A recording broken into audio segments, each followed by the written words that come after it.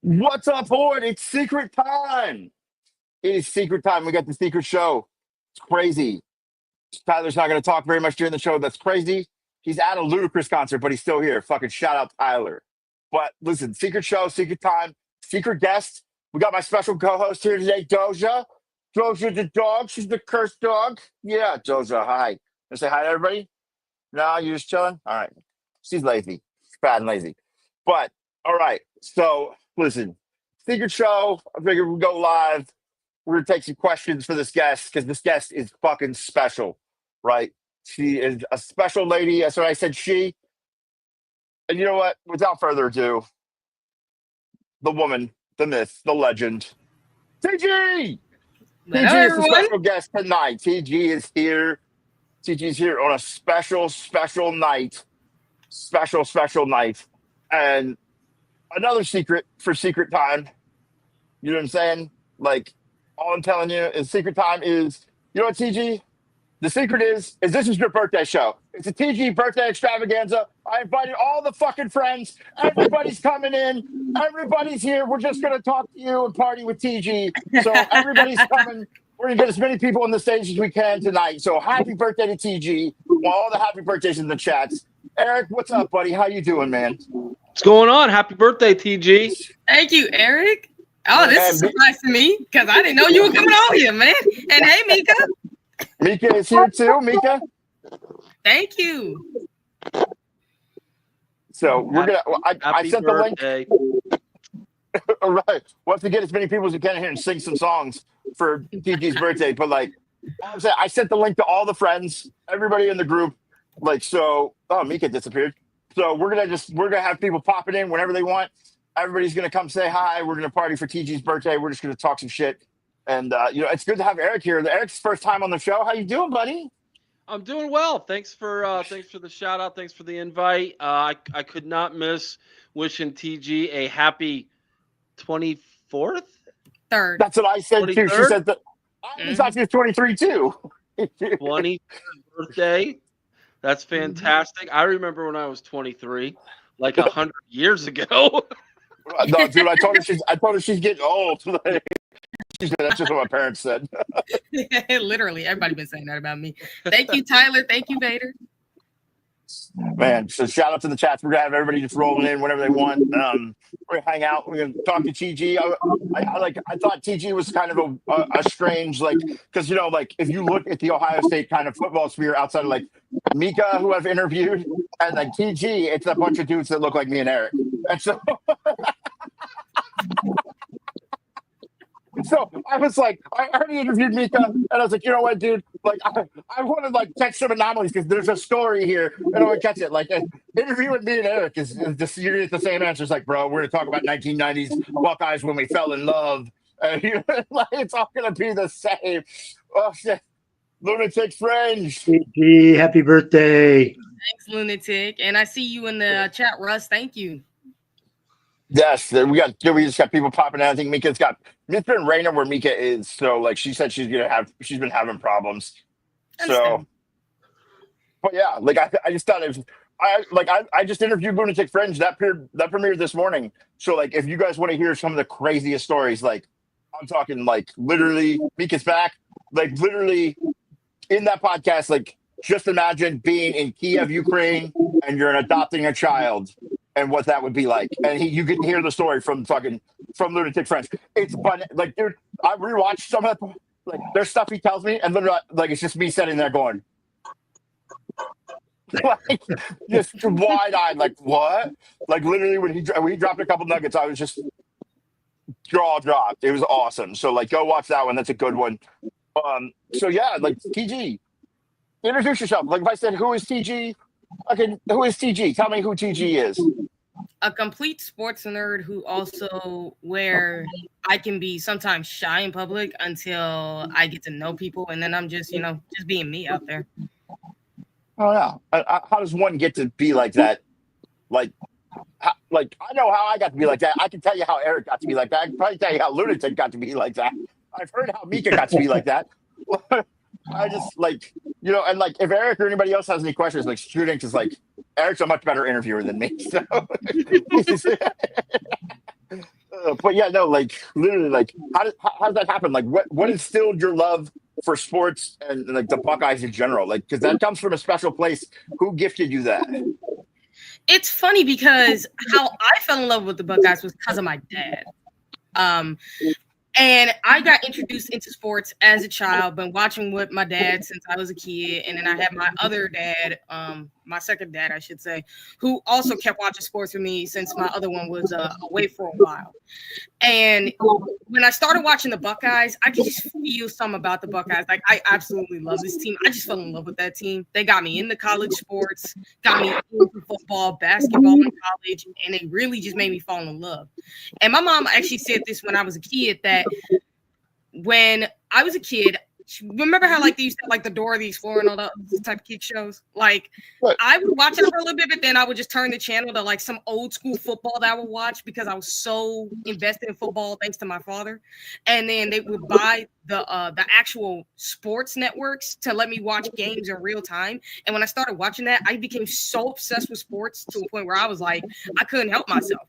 I literally would just engage with just sitting there watching sports all day, every day, and became a total sports geek, analyzing numbers. And this is me as a kid doing that, like just analyzing numbers across all sports. I was the same way. Yeah. Exactly the same. Look, though, Vika says she's the same way. But like, think about this. Like, Eric, think about this. And Lunatics, since you guys are like, we're older. She became a Buckeye fan when Jim Tressel was already kind of a legend. Mm-hmm. Hey, think about that. Like, she was talking about old time football games. Like, wait, man. Like, I was out of high school when that game happened. Shit. Bro, like the year y'all won the national championship, 2002, the year y'all won, that was the year I was born. Oh my God, I was in college. Mm-hmm. I get me too. I just graduated high school. Like, oh, that's what I'm saying. Like, she's like these old timey games. Like, it's like us watching 70s Buckeyes, like Woody Hayes, and she's like this. This old coach Jim Tressel. Like, well, it's not like I didn't know. Like I said, I also watch like the old time sports too. So like I got to see like the Woody Hayes, the John, the what's his name? John Cooper. Yeah, John Cooper. I try to forget John Cooper's name. Yeah, all the we time. try to You know well, he laid the foundation for Ohio State. Yes, he sucked against Michigan, but he did lay our foundation and started the whole trend with the Buckeyes national recruiting. So, got to give him that. Yeah, absolutely. I have a question for you, TG. It's funny. I have you on the OHO podcast. I've never even actually asked you questions like this. This is really cool.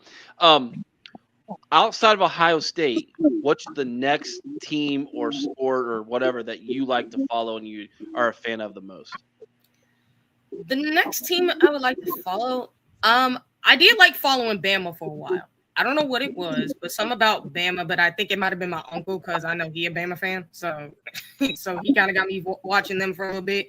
But what I really loved to follow was the NFL and the Kansas City Chiefs, the New England Patriots, and countless other teams too that I kept following. The Pittsburgh Steelers was another team I followed. I thought you would say like the Chicago Bulls or something, since I know you're I followed the Chicago Bulls during the Derrick Rose era. I still follow them now, but not as much as I used to. But I still keep up with them from time to time. And then it's like the Eagles. I also kept up with the NBA with the Oklahoma City Thunder, the Kobe Bryant years with the Los Angeles Lakers. I still was alive for that. Same with the Miami Heat years with LeBron and Chris Bosh and Dwayne Wade. I even watched LeBron James throughout his Cavaliers tenure. I watched a lot of basketball, honestly. I was just in love with basketball. I didn't have a favorite team. I just had favorite players that I followed. LeBron, at one point before, as I got older, I started kind of realizing what he was doing, but I still kind of like him, but not as much as I used to. But KD and Kobe were my two favorite players all time.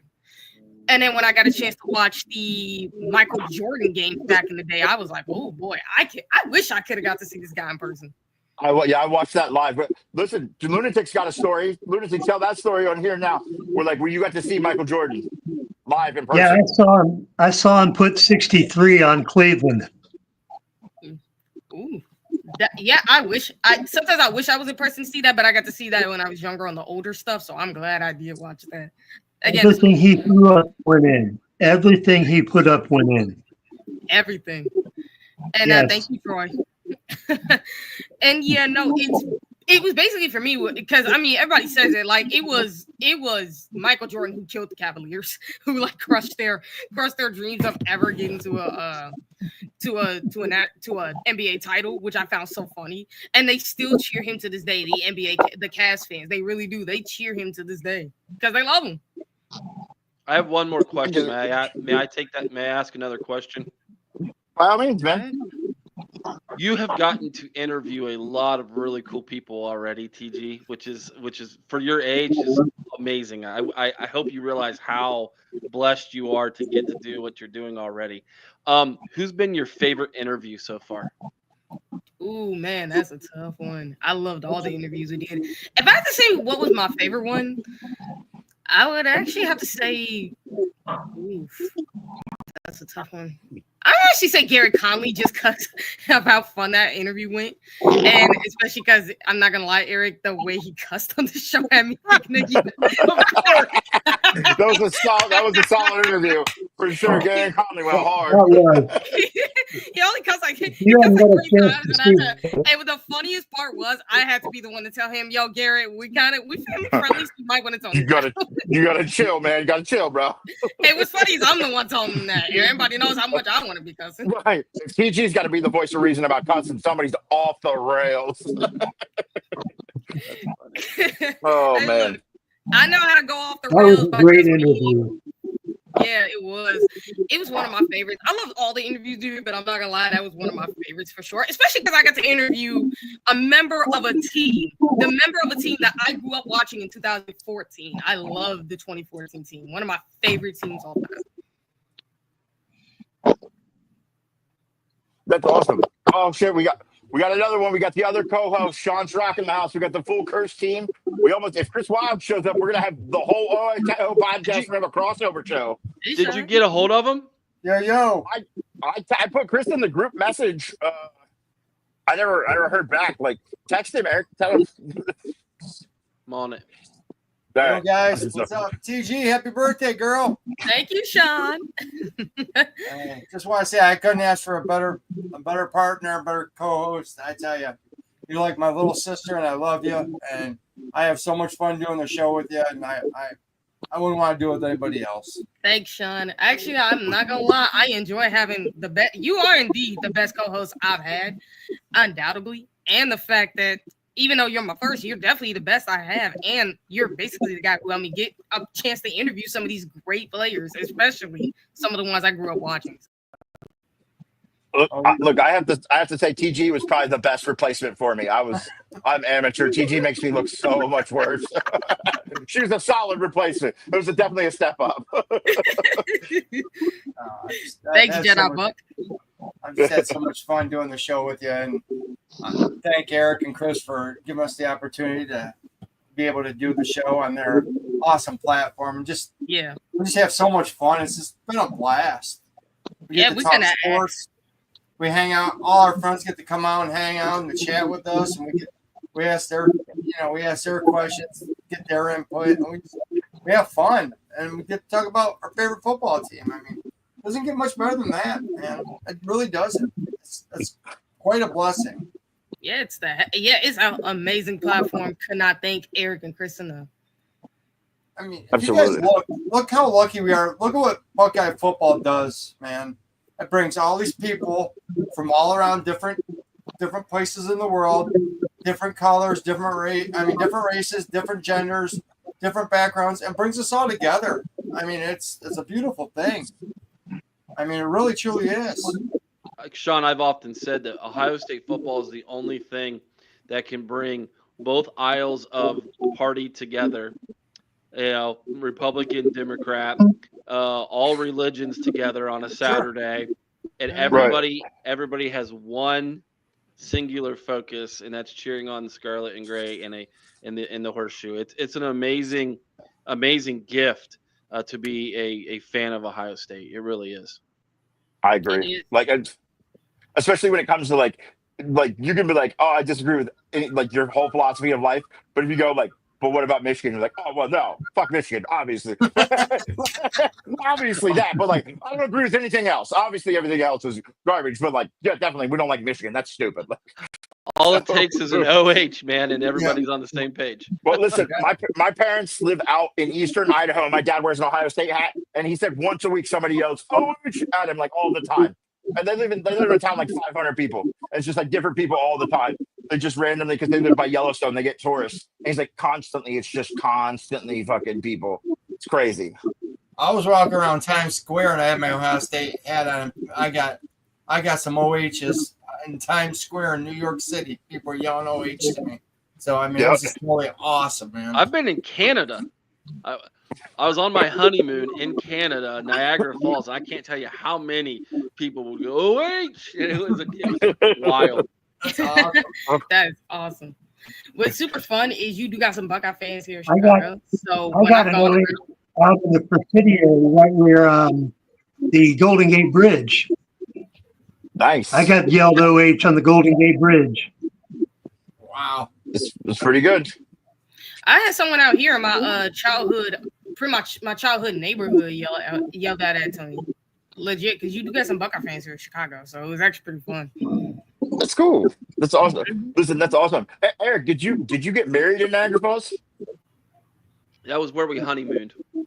Oh, well, I got married there. My first wedding took place at the top of the Conacuh Minolta Tower there. We got married, spent our honeymoon there. Is that the tower that spins around? Yeah. We got married on the observation deck. Right above the restaurant. That is the most expensive dinner I've ever had in my life. It is. It's pretty expensive, yeah. Yeah, Yep. I had lobster and steak. That baby cost me $200 a plate. Wow. Yeah, we went to some that was 10 years ago. There's a family like Italian restaurant that is up there that we went to and like sat down and like had it into the I served cake. I served wedding cake. We had a full ass wedding cake.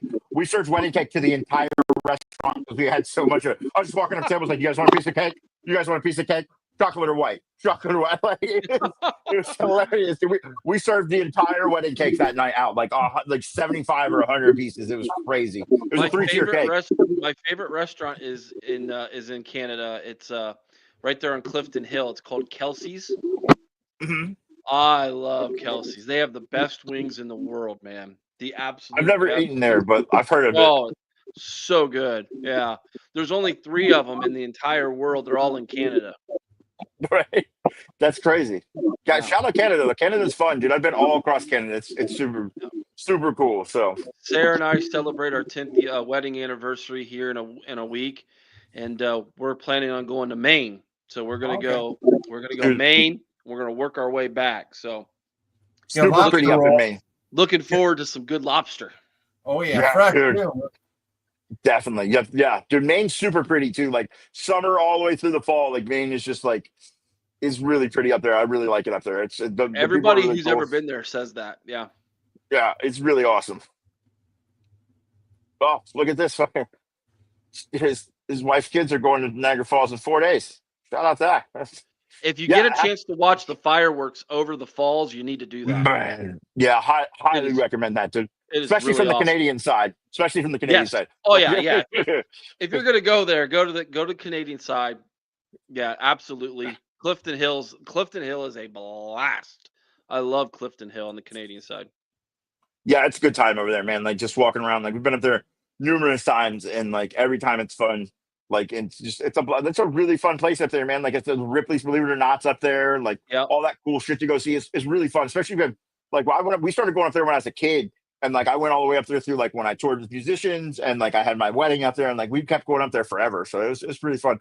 Except my wedding was in the middle of winter. Don't recommend getting married in February. Yeah. Like well, we went in December one time. We went and saw the Christmas lights and the falls was frozen. That was interesting. Right. Or you get misted and it's freezing on you. You're like, oh, this is horrible. Yeah. But we won't go back in the wintertime again. It was so cold. But it's only 4.5, 5 hours from Central Ohio. So it's not a terrible drive to get there. You know, you can get there in half a day. And then on your way back, I don't know if you've ever done this, Tony, the hidden gem of the Midwest is in Erie, Pennsylvania. I kid you not, it's called Presque Isle. It's a peninsula that goes out into Erie.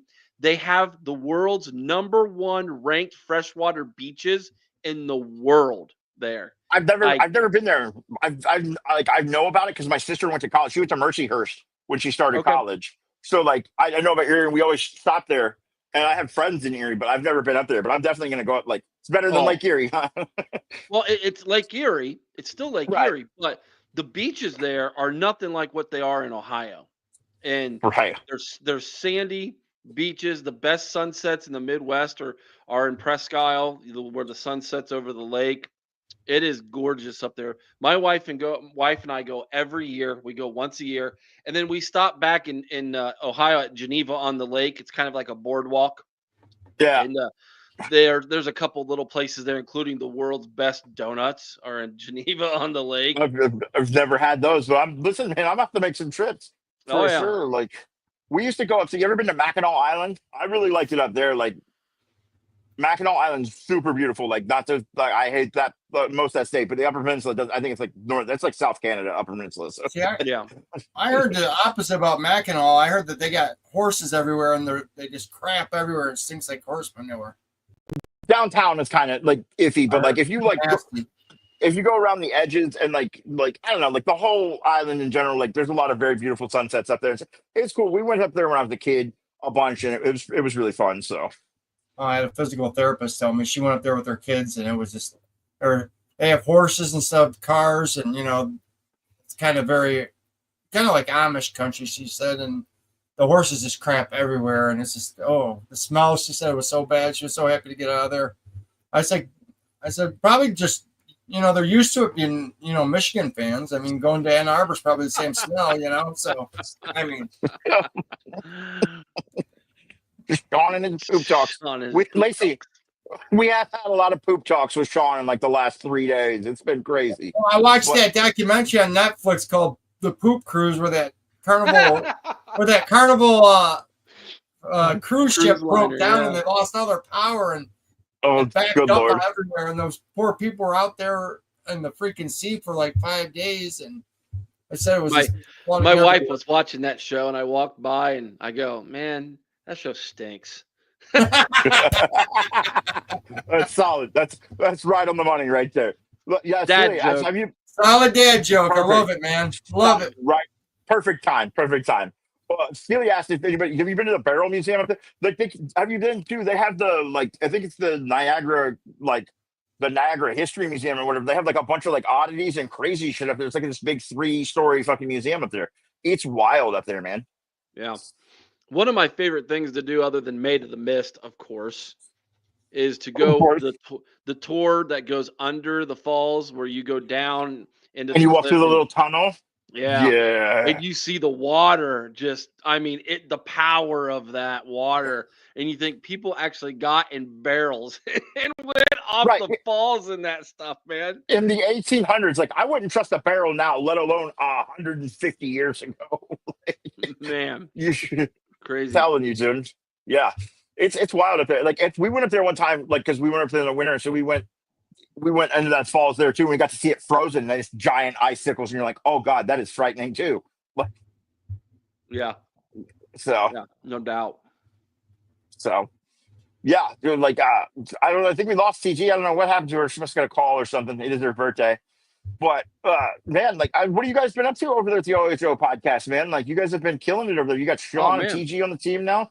Yeah, so Sean and TG, they brought their expertise over to the OHIO podcast, where they're doing all these wonderful interviews and talking smack with Michigan and rallying up the fan base that way. It's been great, man, having them part of the team and helping out, chipping in, and making some extra content for us, keeping everything fresh over there at the OHL podcast. That's one of the things we really strive ourselves in doing over there, is making sure that we produce quality content on a daily basis for people. And Mika, she's with us tonight too. Mika's been helping out. She's been coming in for the last 4 or 5 weeks, dropping videos with me about recruiting, keeping me straight. I love it when I make a video and she corrects me. Well, listen, I interviewed Mika. I've never felt so unprepared for something in my whole life. I was like, I look like such a rank amateur right now. Yeah, Mika's so overly prepared. I love Mika, man. Her knowledge is she helps me out. And then Sean introduced me to Buck Vader, and I've struck up a nice relationship with him. And he's starting to produce some helping me produce a weekly short video that we call the Vader shorts, and he does a great job with that. Yeah, the Force Report. Yeah, that's the Force Report. I love it. Yeah, I'm not Are you guys Star Wars fans? I am. Bro, listen. You don't know if you guys can see this. I have Boba Fett on this hand and Kylo Ren's lightsaber right here. So yeah. I'm probably gonna ruffle feathers. I was a huge Star Wars fan, and I'm not anymore. Same. Listen, I can't watch it. I cannot watch it anymore. If you watch the first two and like the Force Awakens, I'll tell you the rest, and it'll be better than that. Like, oh, the birthday girl's back in the house. Yeah, I had to leave, y'all. My uncle had pulled up real quick to say. Oh, that's all right. It's your birthday, man. You're here to hang out with you and party. We're just talking. Like, what is your thought on Star Wars, TG? Oh, I love Star Wars as a kid. Still love it to this day. I actually like the new movie that had came out too. The Mandalorian is actually one of my favorite. I do like the Book of Boba Fett's where it's at. I do like Book of Boba Fett's, and there was another one too called and Anchor, something like that. Oh, yeah. NK or Ankai, yeah. Yeah, I know that show. Sometimes I mispronounce the name sometimes. Right. Yeah. So, yeah, like that's what we were just talking about Star Wars stuff. Vader. Vader makes me look like a ring. We're talking about the Vader report, the Force report of Vader, and Eric was just filling Tony in about what's been going on in the Ohio podcast lately. Yeah. Honestly, The Empire Strikes Back. Hey guys, that's great. I lined up I'll tell you guys right now, I just lined up a guest for 3 weeks from now to come on our show. Mr. Doug Lay Maurice will be coming on our show. Oh shit, we're breaking news now. All right, dude. Yep. Dropping bombs Doug over Lay here. Maurice will be coming on the lounge, people. So yeah, I don't want to miss it. In 3 weeks. So Mika, Vader, if you guys got some questions for him, please or anybody else, if you got any questions for Doug, please let me know. Text them to me, and I will make sure to ask. Can y'all hear me? I can hear you, Mika. Yep, Mika. Yes, it's working again. Oh, you couldn't talk the whole time? That's horrible, Mika. Christ, I was getting worried there. Well, we're glad you're back. You and TG came back right at the right time. So, TG, like, how did you end up finding this sphere of people? Because like we all came in, like I came in through a certain show, and I'm sure other people came in through certain shows. Like, what was the thing that pulled you into this like sphere of people that we have?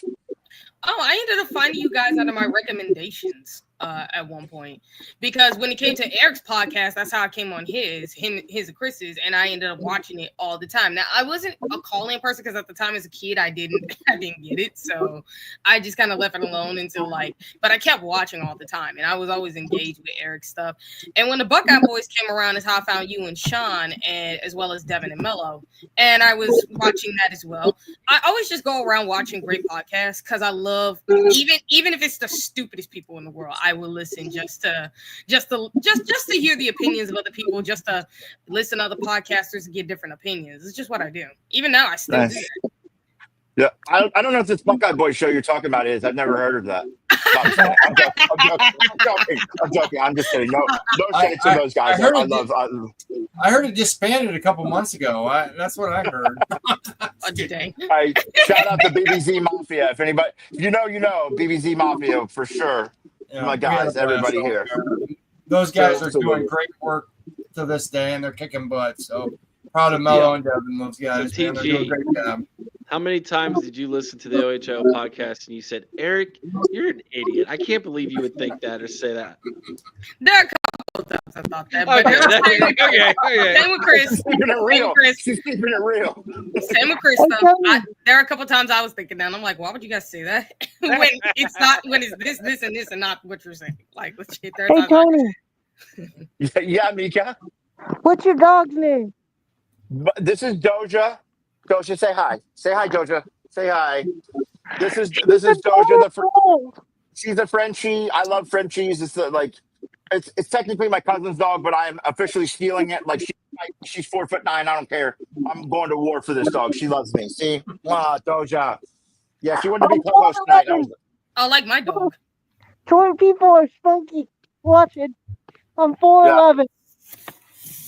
Listen, she's gonna replace Sean. That's for sure. What? So I think Steel. Oh, go ahead. Chris got back with me. He's at a family function right now, but he would like to wish TG a happy birthday. Absolutely. Listen, Steely said Eric is the best. Eric is the best. Like, listen, Eric, I love watching your videos. Side notes, like when you do your little videos, especially in like first thing in the morning, like there's just a level of like dad humor in there that like speaks to my soul.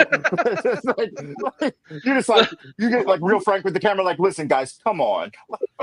I love this. So this morning's video I shot at 7 a.m. and I'm talking like this throughout the whole video. It's because my stepson's his room's right here. He's asleep. He was still asleep this morning. And so this guy in the comments goes, next time speak a little louder or turn the volume up. I can't hear. And I was like, my kid was asleep, man. What do you want me to do? Like usually I'm yelling and being all crazy, but I was like, it's 7 a.m. in the morning. I didn't want to wake the house up, man.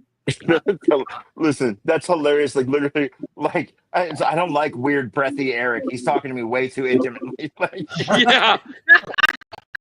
I like the fat guy who yells all the time. That's what I love it when him and Chris go at it. That's the funniest. Oh my gosh. It'd be the funniest thing in the world. Eric be needling them, and you see Chris's face getting all red, and like the veins popping out, and you know it's coming. And then finally he just explodes. I'm just like, oh Lord, here we go. Like, yeah. Eric's trying not to laugh. You can see he's got that grin on his face too, like he's just laughing his butt off because he got Chris to break. It is like Chris should never tell you you're doing it on purpose. Oh, it totally is. So this whole thing last year with Ryan Day and him wanting Ryan Day fired, it was all a skit. He didn't. No, I know. I'm just saying, like, from the average person not paying attention, like the average person who don't know, they would think that you legit are doing it on purpose just to make them angry. Yeah, they don't get the bit at all. Like, no, we would get as soon as we're done recording. I can't tell you how many times we busted up laughing at each other because we're really good friends in like real life, and like we know what buttons to push on each other to make us mad. Like I guarantee, how many times have you guys seen Chris go about, oh man, next man up, and I'm like, oh my gosh, I'm gonna come through the screen and choke you. Eric's reactions are always like, they're the best. They're so over the top. For a reason, man. What's that, Mika? He earned the Grumpy Cat nickname for a reason, man. Oh yeah, okay. Yeah. Okay. So Mika calls him Grumpy Cat, right? And Ryan Day's championship beard makes this Chris Mix Max Grumpy Cat. Have you guys seen I this loved one? it. It was awesome. No. So I get an email from this woman from California who joined the Pod Squad, and she got a membership gifted to her, and now she's just a member now. And she goes, I absolutely love Grumpy Cat. That's because Mika called him Grumpy Cat one day and it stuck. I'm like, yes, it's amazing, dude. I love it. Listen, so you should go back and see some of the times, man. Like, if you want to see top tier argument between people who like are just like friends but are arguing, like me and Sean on the countdown, we did top 10 wrestlers one time. I'm telling you, I don't care about wrestling. I put Donald Trump on the list just to like spark bullshit. And my number one was the Ultimate Warrior. There's a 20-minute argument where like Sean is ready to fight me, and I was like, dude, I don't care about this. Like, I'm just pushing buttons. You know me better than that. You put Tanaka on the top 10. What are you doing, man? Come on. Tyler should be in the top 10. Tyler was going nuts too. It's all Tyler was in the chat. Dude. Yeah, Tyler's in the chat. Chris is in the chat. Like, that's how we got Chris on the show. I'm like, I gotta get Chris on the show. We did like top 10. What did we do for Chris? Sports movies. Yeah, sports movies. Chris had like the best, like most well. I'm like, listen, I defer to Chris because he's about to give me the best well thought out argument for this sport movie. Oh yeah. So Chris and I had show that we did years ago. He was telling me. It was during COVID. We had nothing else to do, right? And it went on for 2 years. We called it Varsity Videos, and it was basically we like argued about which sports movies were the best every single week. We would put two movies up against each other and argue about it, and then we would rank them at the end of the show in this thing called Flick Chart. So it's a website you can go on to. It's called Flick Chart, and you can put every movie in you've ever watched, and you can rank them. And so we had our own sports movie Flick Chart, and so Chris and I have some pretty in-depth arguments about sports movies, and one of them that he and I disagree on completely is the Sandlot. I love the Sandlot. That got mentioned. We had a conversation about the Sandlot. I do not like Sandlot. Sandlot's awesome. He likes it, but it's not in his top 10. Like every year around 4th of July, you have to watch the Sandlot. I do every year, literally like every year around 4th of July. That's my just like and like TG, you're so young, you don't remember these days. But back when we were kids, the Sandlot felt real, man. Like Little League baseball was like the Sandlot. Yep, that's what it was. It was awesome, man. That was like, yeah. But I love my favorite scene in the movie is the 4th of July scene in the Sandlot when they have one night game every single year. The fireworks are so bright they're able to play the night game. I actually did that as a kid. Like that was fun. Yeah. Me and my friends would do that. We play wiffle ball, but then we had Little League baseball. We were always playing some kind of sport during the summer. It didn't matter. Yeah. Yeah, Lacey just put in, "You're killing me, Smalls." Yeah, I love that's one of my favorite lines. So the catcher in that movie, right? The little chubby catcher. Great Bambino. Dude, he does such top tier TikToks now. Oh, They're so good. Fantastic. Dude. But did you all see where he got to play with the Savannah Bananas? Yeah. No. Yeah. Awesome. I love it. It's so cool. Okay, so I gotta see that. I was a huge baseball guy for years, and like the Cincinnati Reds were bigger to me than the Ohio State Buckeyes at one time when I was a kid. Right, I was a catcher. I loved baseball. That was my sport. I was really good. My first love too. My plan was to walk on at Ohio State as a baseball player. So I went to the branch, OSU Newark, the branch, and I was gonna play there for a year and then go to Ohio State. That was in my head. That's what I was thinking. Got there and he was like, "Nope, not today." Nope, that was it. It was 1 year and done. But anyways, long story short, is I forget what I was gonna say now. But baseball was my thing, man. That was my sport. And today I can't even watch it. I cannot do it. Until October. I watch it some in October. I'll talk about baseball. Like my dad and my sister are like Red Sox fans, despite me, because I'm a Yankees fan. So we talk crap all during the season, but it's all just we don't just watch baseball. We just watch Sports Center highlights and talk crap. Yeah. So, but I watch baseball from here to the. I will watch the Savannah Bananas every single time if I could. That stuff is as entertaining as could be. Baseball is boring to me, but I love the Savannah Bananas. They're hilarious. I love them. Yeah. I used to watch basketball was my sport. I would watch 90 games a year, Eric. Cleveland Indians when I was a little kid. I followed them even though they stunk when I was a kid until the mid-90s. And when I got in high school, they actually turned it around. But my mom would take me to games. I mean, yeah. When I was a little kid, my parents bought me a transistor radio. Remember those? Yes. Yeah. With the antennas and you turn the knob. And if you put my transistor radio in my window in my room and you pointed the antenna to the south, I could pick up 700 WLW out of Cincinnati. And I would listen. That's impressive. Yeah, I would listen to Joe Nuttall and Marty Brenneman every night in the summertime, and I would fall asleep to them. And my dad would come in and turn off the radio because it was up behind my headboard on my window. That's how I grew up. I grew up listening to Joe Nuxall, Marty Brenneman, and the Cincinnati Reds. Awesome. I love baseball. I can't do it today. I can't do it. I think basketball was my first love. I love the Jordan era. my 5th birthday, my parents bought me a pair of Air Jordan sneakers, and I slept in them. Oh, For sure. My mom would come in and she'd try to take them off of me, and I'm like, no, I'm sleeping in them.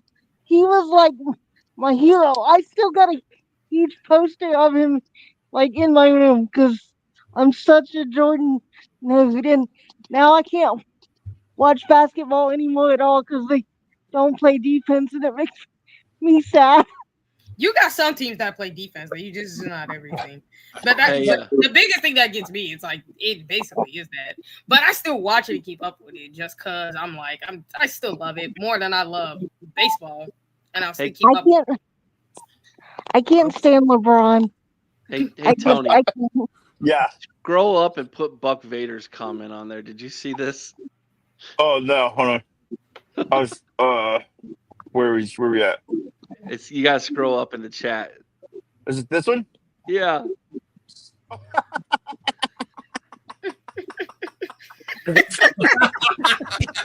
Oh my god! I saw. You know what the bad thing is? There's a lot of people probably in the chat who don't know who Cindy Crawford is. Oh my god! Oh my In the god! mid '90s, she was the babe. Oh, I was a Kathy Ireland guy. Kathy No. Ireland. No. Wow. she was she Cindy was Crawford in looking that too. Pepsi commercial where she was. God, I feel Yeah. old. Making such a big old. I tell I you, feel old next to TG. when I was Right, little, dude, I'd watch the Indians game. I was so wrapped up in it. I'm only 31, man. Five or I six. feel as old. And if my mom knew that they were going to lose, she would turn the TV off because I would get so wrapped up I would cry if they lost. I get so mad. All right. I used to. When was the last time you cried after a loss in a sporting event? I'd say the last time I cried But after a Peacock win. game this year. I can tell you the last time I cried after a win, but Michigan last year. I cried after a game. I didn't cry last year. I was angry, but I didn't cry. I think it was back. I forget what year it was, but it was like the Saints versus the Indianapolis Colts back when Peyton Manning was still playing. That was the last time I think I was upset, and I didn't cry. Last time I cried for a sporting event loss was 1997 when the Indians lost the World Series and they were 1 out away. And Jose Mesa blew it. They were 1 strike away from winning the World Series, and they totally blew it that year. 97, they came from behind and they went into playoffs. They had a magical season and they kept always finding a way to win. And they lost. And I shed a few tears. The last time I cried because they won, my team won something was when the Cavs won the NBA championship. I finally saw a Cleveland team win it. I already saw Ohio State win an Natty, so I was used to that. But to see a Cleveland team win it, I cried. I actually did cry when the last time a team won that I cried for. I actually did go back to 2014 when the Buckeyes did win the Natty because I was actually so happy for that team. I almost did cry for 2014 though because I was actually happy for those guys. I cried when we beat Alabama because I was so sick of listening to talk about how much greater the SEC was than us. I was so happy. Like Right? me and my dad both were freaking out after that game. I'm trying to scroll through pictures, and I'm gonna find the picture of me during the Scoop and Sawyer when fucking Jackson. I have a picture of me. Almost cried for that one too. I almost did. I was wanted bawling, and I screamed so loud I passed out. I woke up and I was bawling. I just sent a picture of me with my fist up, crying as hard as I could because we just beat Texas. I know. I'll You put it up here sent me if I that can find picture. it. I'll see if I still have it. Yeah. So we were actually live on the air when that happened. Oh my god, I couldn't imagine, dude. I lost my mind. We were all jumping and screaming. I was going, go, go, go. Yeah, well, I can see that too. Like everybody, bro, I know everybody and their mother had to be crying for that one because like Jack Sawyer, the PKT kid, do it going for the heart of the South, the heart of Texas with the scoop and score, or as we call it, the Scoop and Sawyer. Steely, I agree with you. That 98 MSU game, I I didn't cry, but I threw a few things. I was very, very upset with that game. Yeah, that ruined a lot of stuff. That team should have won it all. That was me during the 2015 game, though. Like, I was so pissed. 98 was worse for me because in 2015, I already saw him win it twice. In 98, we hadn't seen him win it at all in my lifetime. And it was just so frustrating because 96, 93, 94, 95, all those great teams. And 98 actually thought this was our year, and they blew it to Nick Saban's Michigan State team. And I know, but that 2015 team was so loaded. Man, I wanted us to go back-to-back so bad. That year, they were just off the whole year. They never clicked. I mean, they never had the offense down. They were trying to make Cardell run freaking CJ's offense, and they kept switching quarterbacks. It seemed like half those guys, their mind was already in the NFL. The whole Ezekiel Elliott thing still pisses me off. I saw the picture. Hold on. The whole fourth quarter. What are you doing, Ed Warner? Why are you just running the quarterback the whole time? Right. That was come on. It's like, you got Ezekiel Elliott, buddy. At least throw the ball to Michael Thomas, or you got NFL receivers to throw it to. It's like if we actually got a competent OC, we probably would have went back to back. And to be honest, that's why it's like it sucked that Tom Herman left. Absolutely, I agree. Oh, by the way, have you guys tried this from Dunkin' Donuts yet? This new refresher they got? No, is it good? Oh yeah, like this is the mango pineapple lemonade. This is so freaking good, bro. My mom wanted to take this from me and drink it. I love anything mango. Yeah, it's so good, man. I've been in here killing it like no tomorrow. I actually have to stop myself so I can skip by myself. I'm trying to find this picture. Like I think I just had it, but all right, guys, I got a question for everybody here. Okay. Who's your favorite all-time Buckeye? Oh, damn, that's like asking me to pick my favorite dog. If I had to say my favorite, I would say Justin Fields for me. Zeke is a close second, though, because I love him. I'm gonna say both Zeke and Justin, because to me, they're both my 1A and my 1B. Those are my favorites all time. Mine is Spielman. Because I think he embodies what Ohio football is all about. Man, that's a tough question. Like, can I have 3? Go ahead, Mika. I mean, as many as you want, Mika. We make up the rules in this show, so whatever. Zeke, AJ Hawk, and James Lloyd-Itis. Just that linebacking core from that, like that. I had honestly like. Go ahead. I had such a crush on AJ growing up. I think a lot of girls did, but I probably have to go with Maurice Claret. Like that year was magical, dude. Like just like watching him run and like when he ripped that ball away from Sean Wade, like I've never felt like more. Or Sean Taylor, sorry. So I always say Sean Wade and Sean Taylor. Like, but like that's the most gangster move ever, and like literally, like I never felt more invincible as an Ohio State fan than that moment right there. Maybe when we beat Nick Saban, but still. Dude, I felt like a baby when he left for the NFL. Like my dad came home from work and I was like bawling. He's like, "What's wrong with you?" I'm like, "He's gone to the NFL."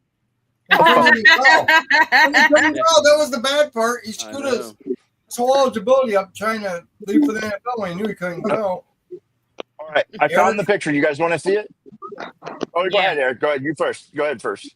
Well, obviously, when you're related to someone who plays, you got to say them first. So it's definitely, of course, obviously, definitely Ryan Miller. But next to him, AJ Hawk was. My son is named AJ. His name's Aiden Joel, and so I named him after. His mom didn't know, but I named him after. I named him after AJ Hawk, and then my third favorite, most recent, is Chris Olave. Dude, Chris Olave was he ran so smooth. Oh. Actually, you know what? I take that back. Mine was Devin Smith. Watching Devin Smith run the deep route was something special. Like that dude was magical, especially and that Wisconsin game. Oh my lord! Like he was tearing them up. He was tearing them up, man. I actually got his autograph. He's really cool. I love Spielman and the guy behind me, number 41, Keith Byers, and there's a number 45. It's not the one you guys are probably thinking, but Andy Katzenmoyer was another one of my favorites. Andy Katzenmoyer was a gangster, dude. Listen, he was so good they unretired Archie's number and was like, go ahead. Like, Yeah. That's how awesome he was. Like, all right. I So got to watch him in high school. Yeah, that's impressive. I bet you that was fun. I bet you he was a man amongst boys. Oh, it wasn't fair. It wasn't fair. Just smacking people out of the way and just. Neck was bigger than some offensive lineman, it seemed like. Oh yeah. He was huge. He played with that neck roll, and it's just like. I heard the same thing with Spielman too. He was a man amongst boys when he played too. But certain people I just heard, like I heard Katzenmoyer almost single-handedly won the state championship for his team. Yeah, he was unreal. Yeah. All right, you guys ready for this? Yeah. That was literally seconds after that happened. And like, I don't know if you have your screen big enough, you can read the text message. I won't read them out loud. But like, you can read what I was saying. Like, literally, it's bananas. Like, I was so on another level, dude. I was crying I cried all the way through the ceremony. Bro, I would think your dog had died, man. Look, I'm sitting there by myself. Nobody else in my house. I screamed so loud I passed out. I woke up. Jack Sawyer's in the end zone, and I'm bawling and just bawling. I cried through the ceremony. I was a fucking mess. Like, not a tear during the national championship. But we beat Texas, and I knew, like, just like when we beat Alabama, I was like, we're going to win it. It's for sure now. Like, there's no way. Like, there's no doubt in my mind we're winning. Like... Hey, Eric, I love the recruiting video you dropped today. That was good. What's that? The recruiting video you dropped today. That was good. Thanks for being in the chat, my girl, or in the comments down below. I appreciate that. Yeah, they really need to update the schools because Khalil Johnson is transferring to Mahler. Yeah, you corrected me. I saw it. That's why I love you, Mika. You keep me straight, girl. And Mika, she's on her shit. Who did Ohio State get today? Give us a rundown. Who Ohio State got today? Oh, shoot, I spaced on the name. Yeah, I think he's really good. I think he's underrated. We always have success with like the undersized defensive tackles too, and he's about 6'2", 305. But I think he can play nose or 3 techs, so I'm really excited about him. I still really want Juice Gerald though. Oh yeah, me too. Yeah, what do you think the chances of us getting Juice? I think we're gonna get him. I'm confident we're gonna get him. I think we've been kind of killing it here lately. I think one that scares me is Parker Meadows. Though even though the guy's kind of a d-bag, Whitfong supposed to drop the farm bomb for Meadows to go to Michigan. That will hurt. I'm not gonna lie. I don't think it's gonna happen. He's not going to Michigan. He's not going.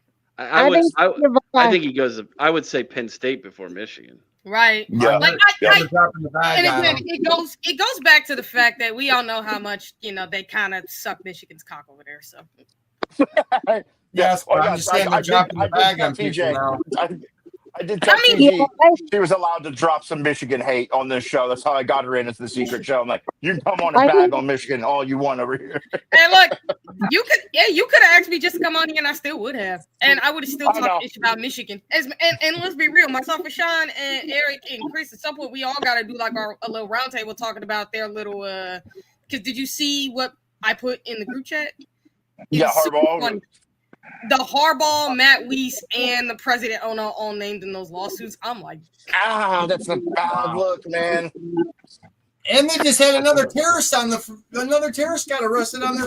Yeah. I saw that there was another terrorist. They were going to shoot up. They were going to do a mass shooting and got caught. He was going to take over He was trying to take over the National Guard. He was going to try to take over the National Guard and get a tank and go on a shooting spree. That was his massive plan. Like we Michigan's becoming ISIS. I mean, seriously, it's just like they're gonna have to. the FBI is going to have to move to Ann Arbor. I mean, we just said it. The FBI need a permanent office down there. They do. It's always some down there. We can't even make this stuff up anymore. I mean, Like, honestly, the four of us like- literally have to do an all-around table about this That program. would be. I would watch. That would be worth the price of admission. I have a question. Like, what do you guys think? Like, because I know like the offensive line recruiting started out really well. What do you guys think of the offensive line recruiting now? Like, given like I know it's been like kind of a small like we didn't get a full thing for Tyler Bowen, but like, what do you? I mean, obviously, I feel like he's doing better than Justin Fry, but like, people are like, well, it's just some Ohio guys, whatever. Like, you know what I'm saying? Like, what do you guys think of that? It's not just Ohio guys. Two of them are from Arizona. Yeah, like, I know, but you know, people say stupid shit. and Aaron Thomas, I think I'm gonna say this. I think the O-line recruiting has been really good. Now I'm not gonna lie, we have missed those some guys, but that's because you have people who don't. There's a lot of like. Not doing that. There's a lot of Ohio guys that I think should have gotten more of a look. There are, for sure. Yeah. but I still think they take two or three more. They can still take two or three more guys because the numbers have been so low the last couple of years. So, I mean, there's a chance to really stack up because this is a deep class for offensive line. Yeah, it's a lot better than 2026. Or sorry, I'm 2027. really hoping we come back around on Landry Reed from Mentor. He's really great, and he just committed to NC State, I think. We should be Doge. I'm surprised Conroy didn't decommit from Oklahoma and come back to Ohio since Fry left. I heard he got really pissed at Fry, and he just didn't want to deal with it anymore. I heard he said he would come back if Fry left, but he doesn't look like that's going to happen. So No. And that's fine. I mean, I can't believe yours went to SMU though over Ohio State. They must have really dropped the bag. No, I don't think he was ever going to leave Texas. I have my own insight on that, but I'll keep it to myself. No, that's fine. Let's hear it. You can tell us if you want. It's cool. We're not gonna. Yeah. I don't know if I should. Okay. Understandable, but I'm not gonna lie. It's like I don't think it's over though. I'm not gonna lie though. It's like because I did watch Juck's show and he broke down how much Ohio State was spending on each position, and it's like, well, no wonder they're not throwing the bag out. Like they are not gonna spend money like that at all. They are not. They are not gonna do that, especially with how much. Especially because with Luke Waffle, the money they're paying him at USC takes up half the money they're paying for the entire D line at Ohio State. Legit half of the D line. Can you imagine being a starter from like last year and having to deal with that? Seeing a guy that hasn't even played a game of college football and hearing what they're paying him. Oh, it's gonna backfire on them because Yeah. those players are gonna be walking into the head coach's office and going, "Where's my money at?" Because I'm playing and he's not. Yeah. I've been Texas killing it. A&M 2.0. This is Lincoln Riley's last year. I guarantee it. He's Lincoln Riley really hard right now. I absolutely guarantee it. This is last year. It's sad. I don't get why he doesn't have a great program. I mean, you look at you don't have to leave the state to recruit California. I mean, it's a beautiful campus. You're right by Hollywood. I mean, the weather's beautiful there. I mean, you're a blue blood program. Like, yeah, exactly. You should be able to just not leave the state of California, put up a top 10 team every year. But I mean, he just doesn't hire the right coaches or something. You can't be soft and run a top 2 football program. He's known for quarterbacks, and that's it. And all of his quarterbacks have been transferred from other programs. I'm so sick of the only one quarterback you could say that wasn't was Baker Mayfield, and he was actually good. Baker Mayfield was a transfer. I mean, if you look, I mean, he came from Texas Tech. I mean, he originally was an Oklahoma guy, so I mean, he's the only one I think to stay for all 3 years, and that's what's funny. He's such an overrated coach. I'm so sick of him. I can't even. The only one I hate more is Hairball and Sherman Moore. I think Brian Kelly is the most overrated coach in NCAA. 100%. Well, at least he got Absolutely. like this is what I would say. At least he's gotten to the playoffs. Where like Lincoln Riley, what the hell has he done? Yeah, like I said, I'm talking about at USC mainly. Like at least I can say with Brian Kelly, I know for a fact he can get LSU to the playoffs. It's just a matter of can you figure out that defense. He hasn't yet. Lincoln Riley. But here's the thing: he's come closer to making the playoffs than Lincoln Riley. So like, because Lincoln Riley, you at USC, you haven't figured it out at defense. He got Oklahoma. He got Oklahoma to the playoffs. So I mean, but like, what did he do it on his own though? I mean, they should have won that game. They blew it to freaking Georgia. I agree with TG. He didn't do it on his own.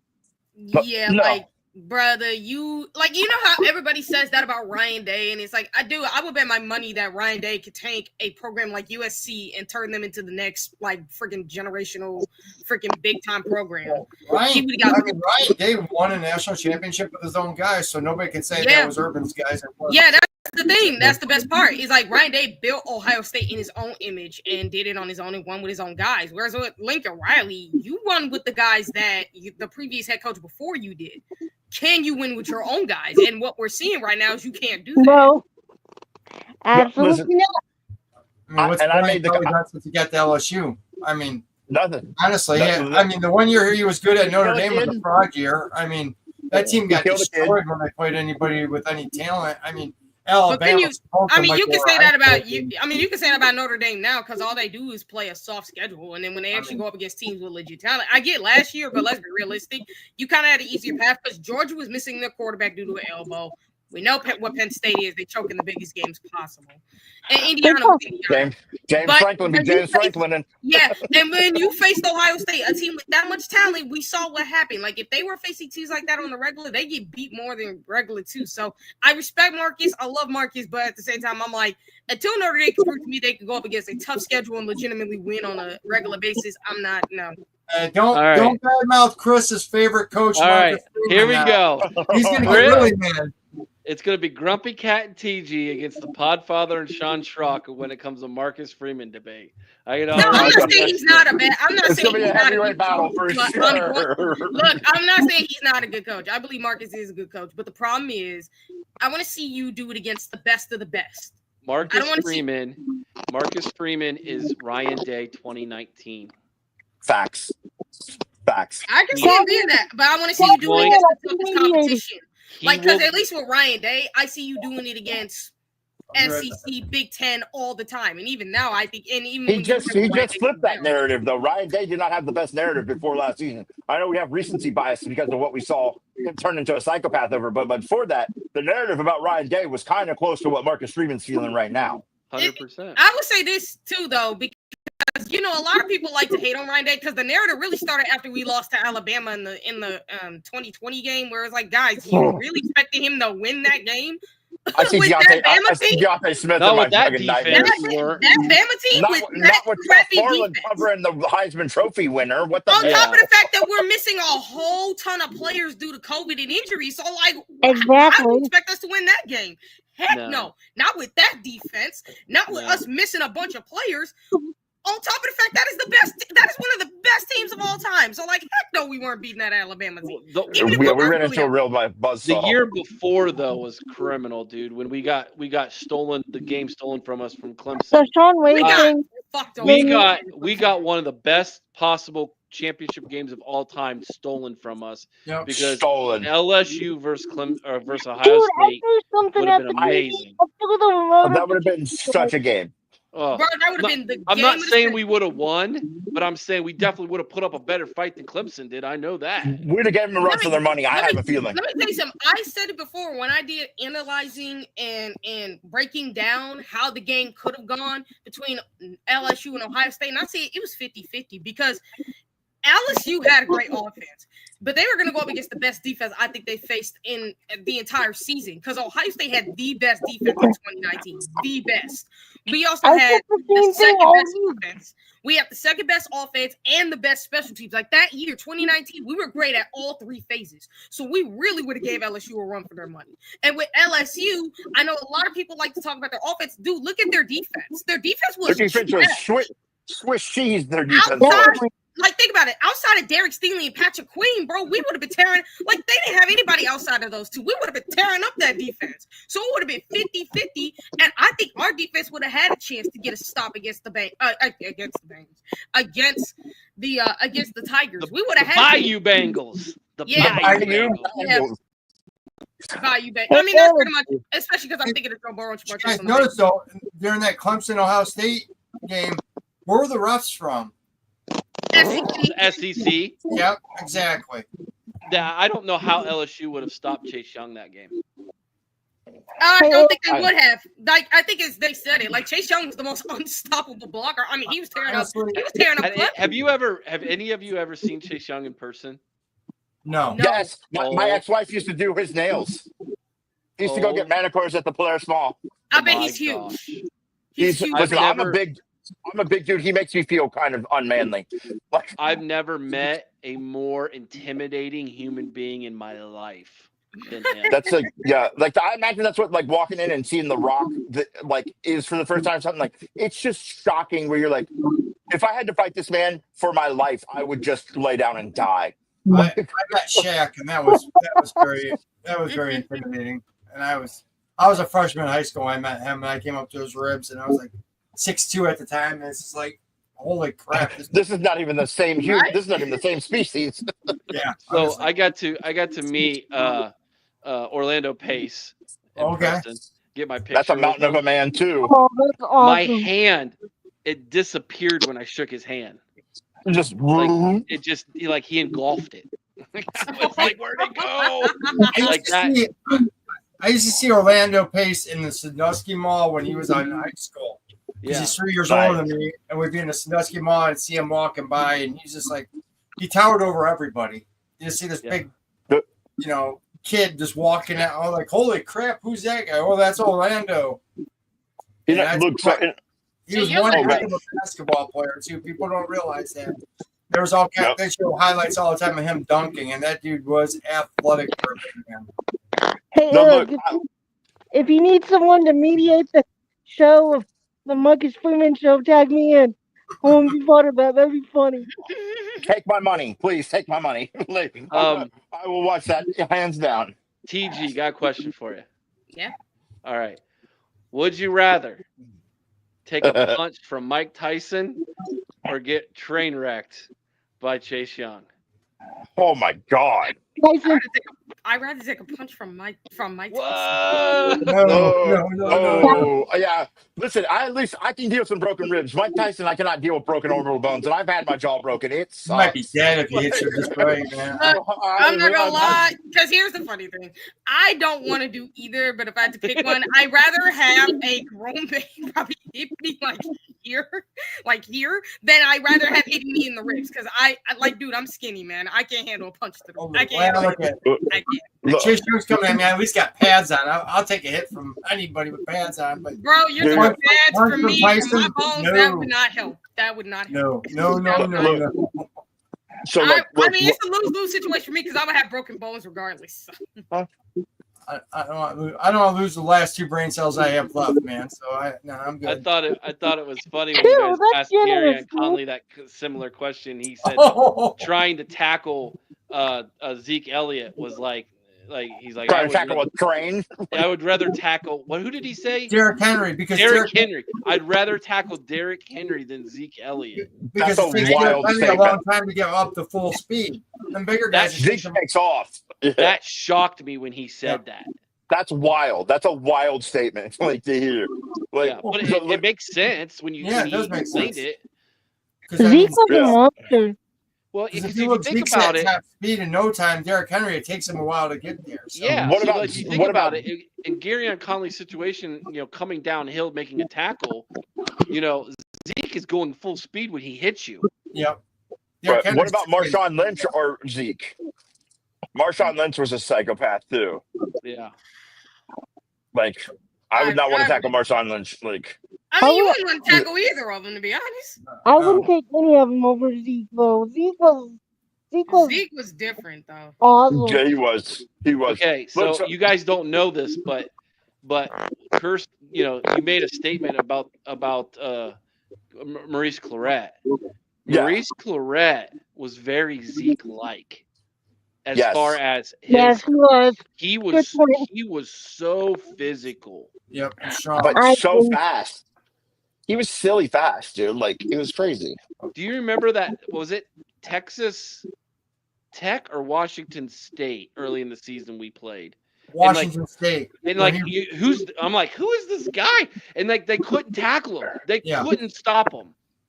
3 people dragging behind him. He's just running. Like, what the Texas hell? Tech was that way too. He was running people over. I mean, if you look Yeah, at that it's national championship game, he makes a couple touchdown runs where he broke 2 or 3 tackles. I mean, Yeah. it was just sleeping. I went back and I watched the Big Ten championship game against Northwestern when Trey Sermon broke the record. Yeah. You guys go back and watch that second half. It's magical, dude. It is the greatest half of football I've ever seen from a running back in my life. Dude, he was on fire. And go watch the offensive line. They were blocking out of their minds in that. They were all half. madmen, just rolling people over. Like, it was wild. It was the single greatest half of rushing football I have ever seen in my life. I just It's watched amazing. it again like a month ago. It was awesome. That's Remember crazy. when Look, Trey Sermon leaped over the defender? It was like, and then he went to the sideline, and they the camera spans over, and he goes, oh man, dude, was it That like Illinois game with Eddie George though? That was quite the feat too. Yeah. all the good running backs? Eddie was such a big human being, though. He was just stacked. In all honesty, when it comes to physical running backs at Ohio State, now I wasn't around for, who am I thinking of? Archie? No. Your guy. You have the autograph. Byers. Keith Byers. Byers was fast and physical too, big human being. Oh gosh, who am I thinking of in the 2000s? Went to Arizona, got hurt. Beanie Wells. Beanie Wells was Yep. probably one of the dude was so big and fast. Yep.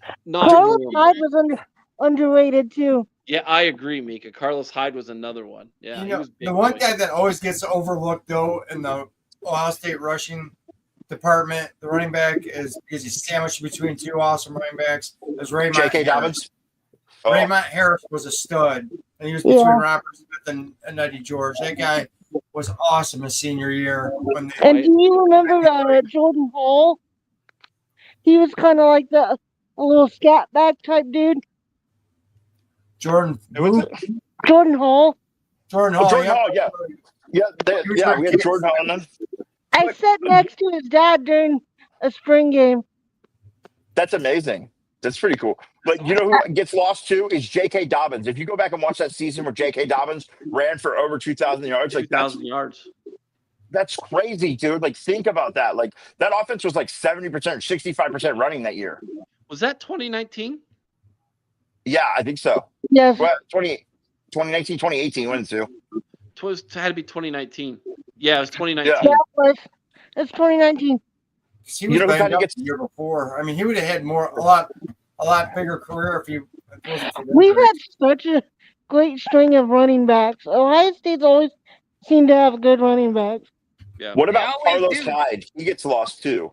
Yeah. We just talked about him. Yeah, like he was a great. Yeah. I just fry him up. And, how long did he play in the NFL? He had a long. He played forever. If I remember correctly, the last time he played, I think might have been 22. Because I know 20. Because when I get past 2019, because 2019 he was on the Chiefs team back when they won the Super Bowl. Yeah. 2020, I think he played that year. I don't remember what. Yeah, he for Seattle. And another underrated dude was Boom Herron. Yeah, Boom Herron. Yeah. Carlos Hyde played 8 seasons in the NFL. He played for the 49ers, the Browns, the Jaguars, the Chiefs, the Texans, and the Seattle Seahawks. He was drafted in the second round, 2014, by the 49ers. Yeah. And he played for the Browns, and he kind of lost his job to a man named Nick Chubb. So Understandable. The Bengals looked at him, but he didn't pass the physical. Yeah, he had some injury problems. I think that's what, like Carlos Hyde. That's how his knees were shot. Because he was after Beanie Wells, but before Zeke. Like so, like I think that's how Zeke got in there, right? Yeah. Troy, you're right, brother. Raymond Harris was the ultra back. Yeah, that was his nickname. Oh yeah, was it? He's so nice. The ultra back because he was so versatile. All right, guys. I'm gonna head out of here, guys. It's gonna Hogsy, thanks, buddy. I gotta go to church in the morning. Happy Thank you, man. I birthday, appreciate you. Thank you. Love you, girl. Thank you, man. See ya, man. See ya, brother. Shout out to the pod Felix fathers for making the himself. Carlos Hyde almost had 5,000 yards in his career. Yeah, dude, Carlos Hyde. I mean, like Carlos Hyde was a banger, bro. Like he was really bringing it. So okay, like let's do this. Like what though, TG? Since like you have a different, like me and Sean grew up in a different kind of era than you, and like I'm sure Mika's got even a different view. Like, what's your one Ohio State moment that like is the defining moment of Ohio State for you? 2024, this past season, mainly because of what I could go back before then, but I actually think 2024 was just because of how much adversity that team had been through. They just lost again to the rival. You see people doubting them, and it's like their ability to come together and win and fight and get all the way to Natty. Like their story again, it's like all our national championships have been like the Disney story, but that 2024 one has to be the best one to me. So it's is it like for me, like because in 2024, like I was closer to it than I've ever been to Ohio State football. You know what I'm saying? So like it made it more special because like we were all involved. Like I remember talking about it every single day, and it was just like you could feel it building. I remember like saying crazy shit during the Indiana game, like, bro, I'm telling you guys, we're gonna fucking win it. And then we went out and lost to Michigan, and I was like bereft and wouldn't go on the show. And like still like dude, Devin, like all those guys didn't let me on the show for like a week because I was so upset. I was a fucking mess, dude. Like I was not to be trusted during that week after we lost to Michigan. Well, like it just felt more special this year than it ever has, just because we were like it felt like we were right on the precipice, like Buckeye Nation, and like especially like even like us, like the Buckeye, like this circle of people in the Buckeye media, not like the beat because the beat kind of sucks, but like the Buckeye media in general, like kind of willed them to make it through. You know what I'm saying? Yeah. I'm not gonna lie, that's what made it so much more special to me, and that's why I look at it as the most defining moment, because it's like, man, that was the season that really defined this program. I'd say what defined it for me was the 2002 year. That team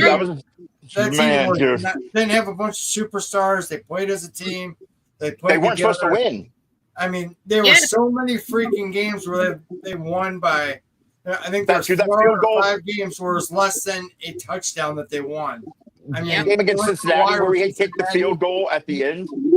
I mean, they had so many amazing moments that year. Then they go in and they play against probably everybody was naming the greatest. 32 games in a row, dude. 32 games in a row that team won.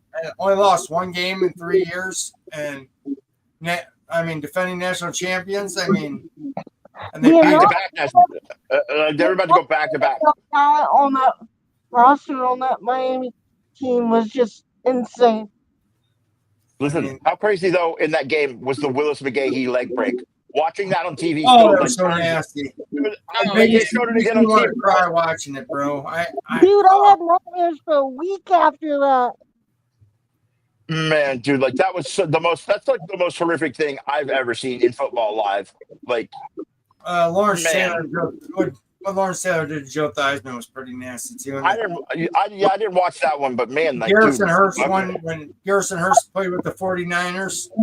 Another one that was bad was the Alex Smith injury. Oh yeah. That was a bad one too. Horrific. One nasty one was if you ever saw Paul George break his leg when he was playing basketball, and he got run out and he hit the bottom of the basket, the pole there. Oh my God, that was so nasty looking. Yeah, dude, like I can remember vividly that they showed it one time, the Willis McGahee break, and you saw his leg just turn the opposite way, and I was like, oh no, oh God, no, oh no. It's like when you watch the program and he gets chop block and his foot's, the other way. Oh, that movie was dude. That movie, it's crazy. That movie was made, and that shit was going on at Florida State at that time.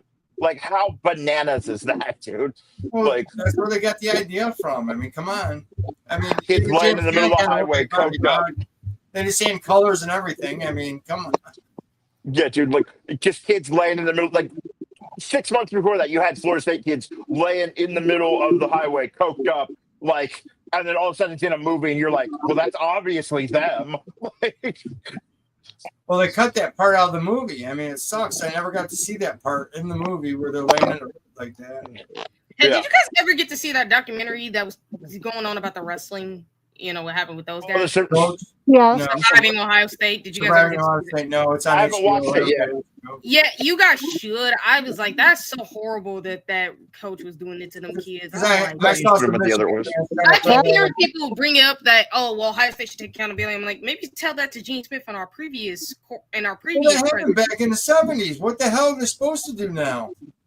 Yeah, I threw it back in their face. How about what Bo's best friend, the team doctor, was sexually molesting his players? Yeah, that's what I'm talking about. I'm like, guys, if this happened like back in the 70s and you're bringing this up to Ohio State, I'm like, guys, I'm pretty sure Ohio State held them accountable back then.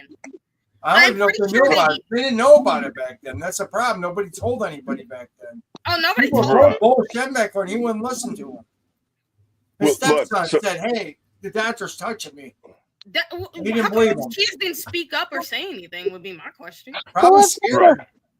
It's like the Penn State thing. No one said anything until like it got so bad, and then when it finally came out, and it's like he's been doing it for decades. Yeah. Well, the thing is, they're probably scared they're going to lose their scholarship. Then some of those guys, the shame. They don't want to be. Why'd you let that guy touch you like that? Are you a little, You know what's also funny they try to bring up since the news came out too is that we fire one of our analysts for inappropriate stuff. Remember? Right. They try bringing that up, and I'm like, you guys are aware Ohio State fired him, right? Like, so that way they ain't got to deal with this. Away. They didn't keep him around. They did not keep him around, bro. They suspended him long before they even went on that championship run. Like, he was already off the team. Yeah. And when they found out the official facts that this dude was doing this, they fired him on the spot. Like, oh no, right? He wasn't coaching in a playoff game or anything. Like, right? Like, he wasn't even part of the team. He never was. I'm like, but people try to bring that crap up. I'm like, guys, no. Ohio State, unlike you, actually holds their own accountable. They don't let them coach. They don't let them do shit. Right. You off the team. So I mean, okay. Go ahead, Sean. Go ahead. The difference between Michigan and Penn State is Joe Paterno didn't know what was going on. Jim Harbaugh knew what was going on, and he didn't do nothing about it. He still let the guy coach. And you know what? If you would have suspended that guy and got him off the campus, a lot more people wouldn't have got their stuff hacked. More people wouldn't have got hurt or been in, had their privacy, and competed on. I mean, Joe Paterno had no clue. Plus, Joe Paterno won a national championship. The right way, unlike Harbaugh. I mean, right? Come on, I mean, you guys are such scumbags. You would do anything. You keep a pervert pedophile around on your team to try to win a game when you know he's doing something wrong. Your athletic director knew about it. Your president knew about it, and yes, Jimmy knew about it, which you all claim. Jimmy Harbaugh knows nothing about this. Bullshit. And you know what's funny is Steely actually saying that Joe Paterno knew about it, but he was playing dumb like Harbaugh was. No, Joe Paterno was. By the time all that happened, Joe Paterno was an old broken man, and he had no clue what was going on. And finally, that poor. Yeah. What was that idea you guys told me about? You never did tell me what your idea was. Oh, it never amounted to what we thought was going to happen. So, okay, we had a different plan, but what we basically wanted was you to keep doing videos with Eric, and I mean you're continuing to do it, so it's fire. So, listen, Mika is what a glow up for Mika. Mika, I tell you what, Mika and. We got two rising stars in the Ohio podcast right now, people. Bro, Mika and Vader are about to take over. I'm not even going to have a show if they get to the top. Those two, honestly, I mean, Mika is the recruiting queen, And Vader is just a phenomenal genius guy. And what I like about them both Mika and Vader people, you guys got to realize this. Both those people study for hours. They watch hours of film. They take notes. They know more than the amount of film that me and Vader watch probably puts my Pantone levels, man. That's ridiculous, but I believe it. Like, Mika's the most well-prepared guest I've ever had in my life. I mean, Mika, the amount of film you watch is about as much porn as Tony watches in a week. So, I mean, that's a lot. Only the stuff I make. Only the stuff that I make. That's a lot of film you're watching there, girl. So, anyway, much respect to you. Since we're off the rails here, this is where we're gonna get. This is the get off the rails moment here. Like, I'm gonna ask TG one question. TG, tell me how you really fucking feel about Michigan. How I really freaking feel about Michigan. I feel like these. Let me tell you something right now, and I know for a fact I'm gonna try to keep, because here's the funny thing. I know for a fact my family's gonna be watching. But I'm gonna say it like this. All right. I freaking hate these little cunts.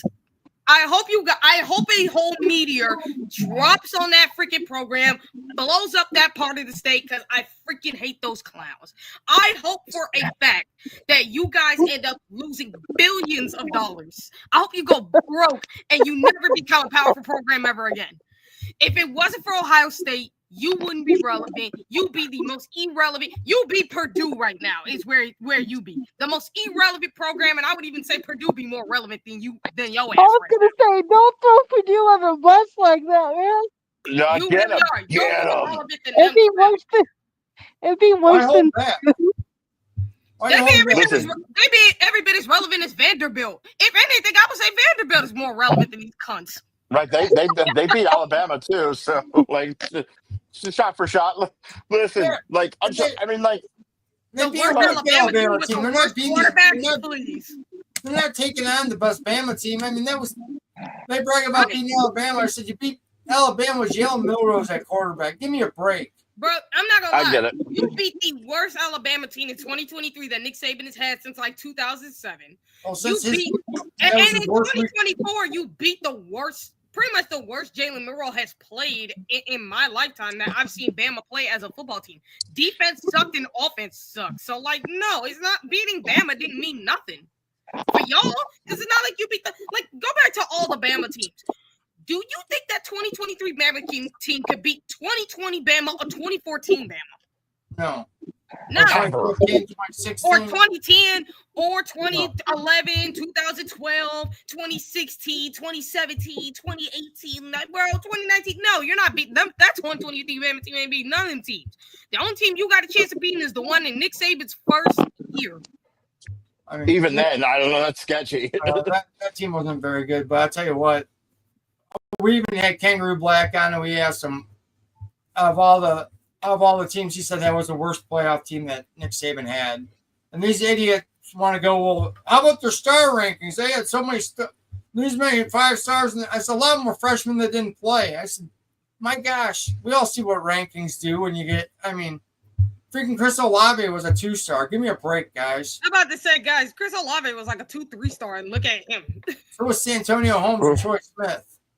And it's not even the fact that it's just the fact he had 3 stars. I mean, the 5 stars. Because if he actually had the proper coaching, it probably would have meant something. That coaching at that Alabama team sucked. Well, you don't know that J.J. Watt was a 2-star. Yeah. Yeah. Which is wild. Bro, James Arnaz was a 2-star. Nothing. Absolutely. Yeah. All right, so let's. I'm going to do this too. I'm going to continue with the Michigan thing because I told you she could dunk on Michigan over here and say whatever she wanted. And so, like, let's get a prediction. I need a prediction, an official on-tape prediction from you right now, TG. What level of the hammer does fucking Michigan get? Like what? Like, give me 2 things. Give me what you would like to see them get and what you think they really get.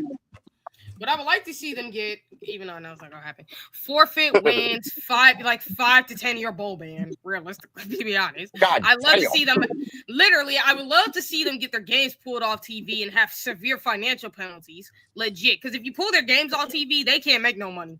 at all. The Big Ten's fucking is about done with Michigan's shenanigans too. They're talking about trust me, take them off TV and give them a multi-million-dollar fine and really take money from them and take their games off television. Guess what? They ain't making no money. Look at the law they're trying to pass up there too. This BS law, the Michigan State House is trying to push through. Oh, no college in our state should have to follow the NCAA. Yeah, and do that and get evicted from the Big Ten. I hope you do that. I hope you don't have to comply to any investigations. They're trying to make it so no one can touch them. Just like that happens, just kick them out of the Big Ten. The Big Ten commissioner literally said, if you follow those rules, even though he did say it to Michigan State, but I think he knows Michigan State's not going to do that. He's really saying it to Michigan.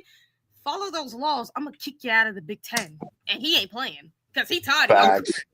And I would love to see that. I would love to see Michigan really get the death penalty. I would really love to see them get the SMU type penalty. I would love to. Listen, I know they're not getting a shot. I would love for that. But compared to what SMU did, and if you stack everything on it with the Matt Weiss thing, shit really dude, this is like Penn State and SMU plus like some other shit combined. Yeah. That's bananas, dude. It's like MSU on steroids. It's bananas how fucking crazy all the scandals just unfolding. Like, and it's even worse because think about it. Like you also have the Blake Corum, Connor Stallion LLC business. You have the gambling. You have the gambling scandal on top of that too. So like you got some other scandals that have been happening in that program. Not just the football program, but the basketball, the baseball, the hockey. Like you got so many scandals. Yeah, you got Juwan Howard or whatever getting kicked off. You're like getting was it Juwan Howard? John Howard got in a fist fight with another coach. He sucker punched the coach as well in a when they handshake after the game for respect. He sucker punched. Where were you putting it? It was so funny. But here, the thing is, guys, there could be more NOAs coming down the line we don't know about. I mean, who knows what this investigation is going to unturn? I mean, it's turned so much, and as they said, it's like Spira said, there's a lot of stuff we're not even gonna know. It's like, woof. Yeah, there's stuff. Listen, they're just like foregoing scandals because they're like, look, we got something bigger. Like they got bigger fish to fry with scandals. Like if you're letting go of like Blake Corum's like vacuum cleaner fucking shit and making him ineligible because shit is so out of control. Otherwise, like that's bananas, dude. Like literally, like a whole player had a company with a coach, and like you're just like, yeah, fuck, whatever. We got other shit to do that's way crazier than that. And like, Blake Corum can say it's illegal all he wants to, but it's like, dude, why didn't you press charges? And more importantly, your dumb self, your dumb ass actually went on. It's a felony. No, just think about it. Your dumb ass actually went on Instagram and tweeted about it. So like, you were stupid enough to tweet about that. And your parents it's a felony to put somebody on a company that's not like I can't just start an LLC and be like Elon Musk is a partner. That's a felony. You can't do that. Like, so Wyoming, you only need one signature though to be legal. In Wyoming, all you need is one signature for it to be legal. Literally, so you still can't put somebody on there that's not on there legally. You cannot, even without their signature. You just need one person to legally sign for it to go through. And he knew the law, and that's why they did it, so he could play stupid and say, "Oh, I didn't know." He just put me down there. He knew what was going on. Yeah, he knew. That's why they went to Wyoming to do that. Think about it. That's why they did that. That's why they chose the Wyoming one because this way you wouldn't be able to get Blake Corum's signature on that thing. Because if you put your signature on that, oh my god, you still can't legally put him on there even without his. Even if you only need one person's signature, I cannot go to Wyoming and say Elon Musk is a partner in my company. That's illegal. Even with one signature needed, that's illegal because he's not part of my company. If he actually did give the okay to Connor, but they still did it under the table where it's absolutely. I fucking believe he did. Yeah, no, that's what I'm saying. It's like I know you're saying like we don't have to do that, but I think Blake Corum was in on it. The whole point of him not getting his signature on there was so that way no one could connect him to it. He okayed it to Connor. It's called BC2 LLC. Like what? It's the man's initials in the fucking number. He knew what was going on. He just didn't put a signature on there, so he could just like, oh look, I didn't sign it. Right. Oh, was it me? Right. And that's why and guess what too? Wasn't kind of standing on the sideline either. Yeah, the NCAA actually said this too. Like, if they ever did have to take this whole thing with Michigan to court over their punishments, they're gonna bring Blake Corum back to come. Oh yeah, and they're gonna put him under oath and make him testify. The thing is they can't take him to court. What these idiots don't realize, unless the NCAA, I know, you know. I know. Like, no, They it's break the legit. No, bylaw. but that's the thing, though. Like, they're gonna try. They always try to make those threats, but the NCAA basically told them, "Hey, you take it to court. We know who we're bringing on the stand." Listen, Hey I mean, guys, the I gotta go. Congress can open an inquiry. What was that, See you, Mika? Mika. I gotta go.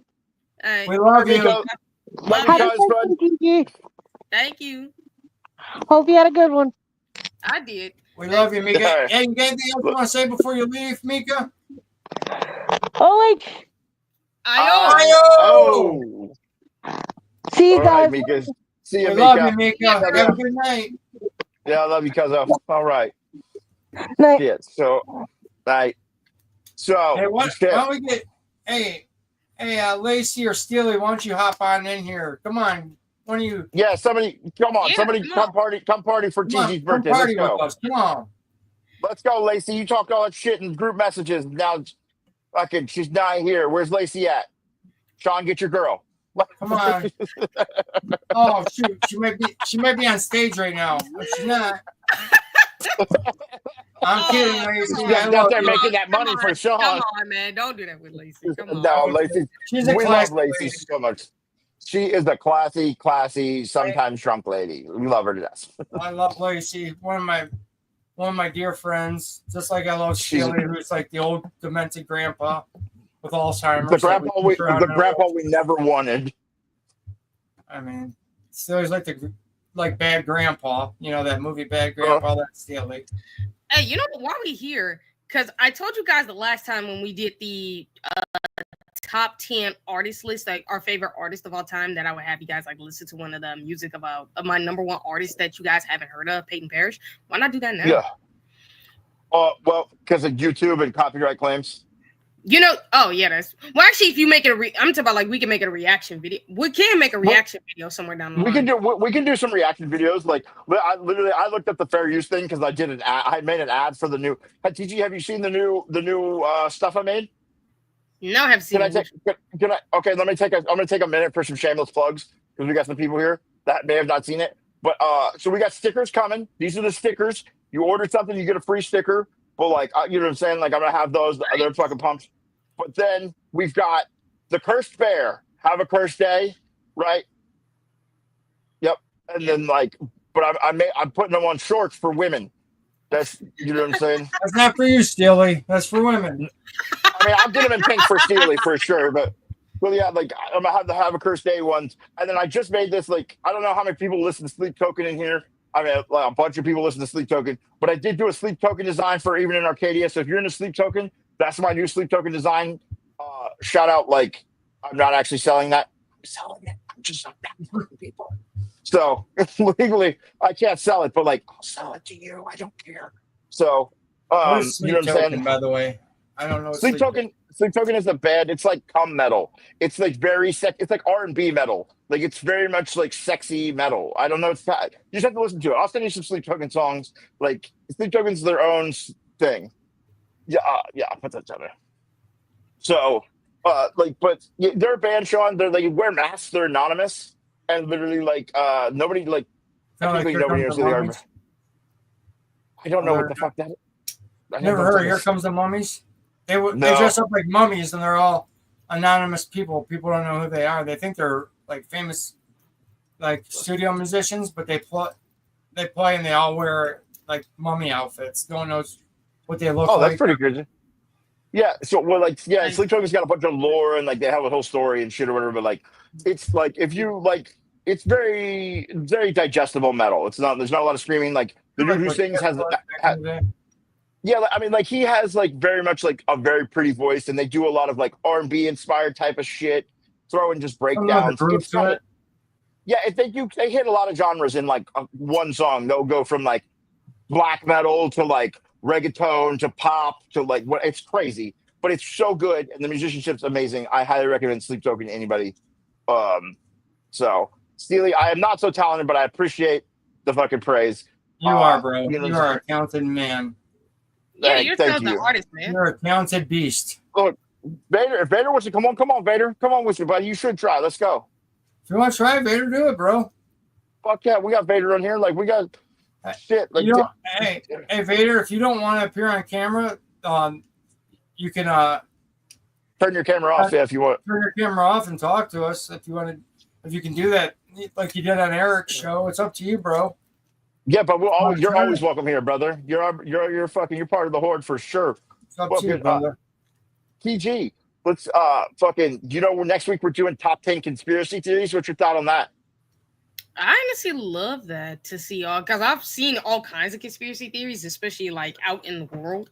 And back when I was in high school, we did a science project on conspiracy theories. So it was actually like what one? What'd you talk about what was the science project? I gotta hear it now. Fuck. Well, one of the science projects involved like an artist that was part of a band who was barefooted. I forget his name, and it was it's Ronnie Van Zant. Yeah, Paul McCartney. Yeah, so it was actually pretty funny because it was like I forgot what we did, but it was pretty much to try to discover like what had happened to him, because they said he had died, but in a car wreck. Yeah, Paul is dead. The Paul is dead conspiracy. Yeah, which I'm sure will make the list for fucking Sean because he loves the Beatles. Weirdo. I don't love the Beatles. I just put them on my list, and you guys say I'm the biggest Beatles fan. It's funny because the music teacher at my high school was a huge Beatles fan, and he actually went over the whole Paul is dead thing, and at the end of the one song it sounds like they say Paul is dead, and he was walking barefoot on the we did like presentations and heavy road. We did presentations and like science projects as well. Like it was kind of funny, and I'm like, ooh, this is kind because it's like it is interesting to see like how all these conspiracy theories could be true. There's a lot of truth. There's enough truth into them that like that's what makes them crazy, because it's like, bro, like you start looking like into the Kennedy shit and stuff or whatever, and you're like, bro, why was there like 16 like known assassins there on that day dressed as hobos? Weird, right? How about Jimmy Hoffa? The Kennedy. They made a movie. You ever seen the movie they made about Jimmy Hoffa? The Irishman with Robert De Niro and fucking that was part of a science project and a presentation we did back in the day too, with which I was talking about, as well as the John Kennedy one. Because how real is it for like a sniper to like be able to fire that many shots? Bro, there's no way. There's no way Oswald did that. Like, and if he did, he wasn't the only one. Flat out. Like I'll die on that weird ass fucking. I'm not a conspiracy theory nut, but like I've watched a lot of shit on that thing, and like no fucking way. I kind of like the fact, like one of the fun things too is like I've seen it. If anybody ever plays Call of Duty Black Ops 1, I love the conspiracy theory how they put that the whole thing with Alex Mason in there. Like he might have been the one, but it wasn't him. I actually love how they do that. How they bring in the John Kennedy incident. That's actually pretty fun. I'll tell you what, another one is 9/11 conspiracy theory that the plane never really hit the building, that it was a bomb. I was watching that on YouTube. Or they detonated the building, like it didn't actually like crumble, like they detonated the building, like all kinds of shit. Like it's gonna be a fun show. We're gonna get real off the fucking rails with it. We also did we're gonna do top 10 horror movie slashers, because Lunatic Friends, we decided on the podcast the other day. I mean, if you were just doing top 10 horror movies, I can tell you straight up, there were some that frightened me when I was a kid, even to this day. Horror movie killers, though. We're just doing horror movie killers. Like Jason, Michael Myers. Jason, Pennywise. Jigsaw. Yeah, like there's so many of them, too. It's like, oh, God, that is terrifying. Right. I remember as a kid, I used to watch scary movies, and man, I used to be... Troy, I'm going to tell you right now, Troy, Seinfeld sucks. Yeah, I'm not a Friends or Seinfeld guy. So does Friends. Me and Lacey were talking about this. Friends and Seinfeld are terrible. The worst. TG's like, I've never. How can you hate Seinfeld? He's got the most annoying voice ever. George Costanza's an idiot. I mean, what's the deal with fucking airplane food? Like, get out of here, Jerry. Vader, I gotta say, thanks for sticking around, man, and thank you again for the happy birthday. Yeah. Fucking everybody that's here and stuck around, like we've had a great show. Like TG, like Vader, thank you, brother. Yes, absolutely. Like I just love you, brother. Vader's a trooper for the fucking crew, man. Vader is down for everybody. I love that kid, man. Vader's a great dude, just a great friend, great part of our show, just a great Buckeye fan. I mean, I can't say enough about the guy, man. Just great all around. He's the best. Absolutely. Proud to call him my friend, and I am so happy. Everybody, if you have not yet, please check out The Force Report by Buckeye Vader. Go on the Ohio Podcast Everything over there. website. You guys, the Buckeyes, Look at the shorts. fucking. Look at the shorts, and there will be Vader's video. Please, he's got 2 of them out. Please check both of them out. Let's get those likes up. I know the one was over 1,000. The first one, and I think the other one that I looked at today, I think had over, I want to say 500 views, maybe. But he's killing it, guys. So let's help him let's just help him launch into the stratosphere, man. So TG, I want to circle back to your life after all this craziness. Like, tell me something crazy about your life that maybe not too many people know. Because, like, I'm telling you, there's a story there, girl. Like, there's no way, like, dudes who look like me and Sean end up here and you end up here and we're, like, on the same wavelength. So there's got to be, like, there's just a story. Like, that doesn't happen in normal everyday life. Not to say anything bad. Like, it's an anomaly. And we love to have you here. Like I said, I really mean you're probably the best replacement for me for the Buckeye Boys. And I'll mean that, and I'll fucking die on that hill for sure. Because, like, I'm not a great host. I just ramble a fucking lot, and I'm funny sometimes. But, like, you guys fucking, like, are doing, like, I was never allowed to do the interviews because, like, I just say too much crazy shit. But the interviews you guys do are both of you and Sean, are fucking top notch, and I love them, and I respect all you guys you do. And so, like, now you're 23 years old. Tell me the craziest thing, like something that just shaped your thing and ended you up at this moment that maybe not a lot of people don't know. The craziest thing, to be honest,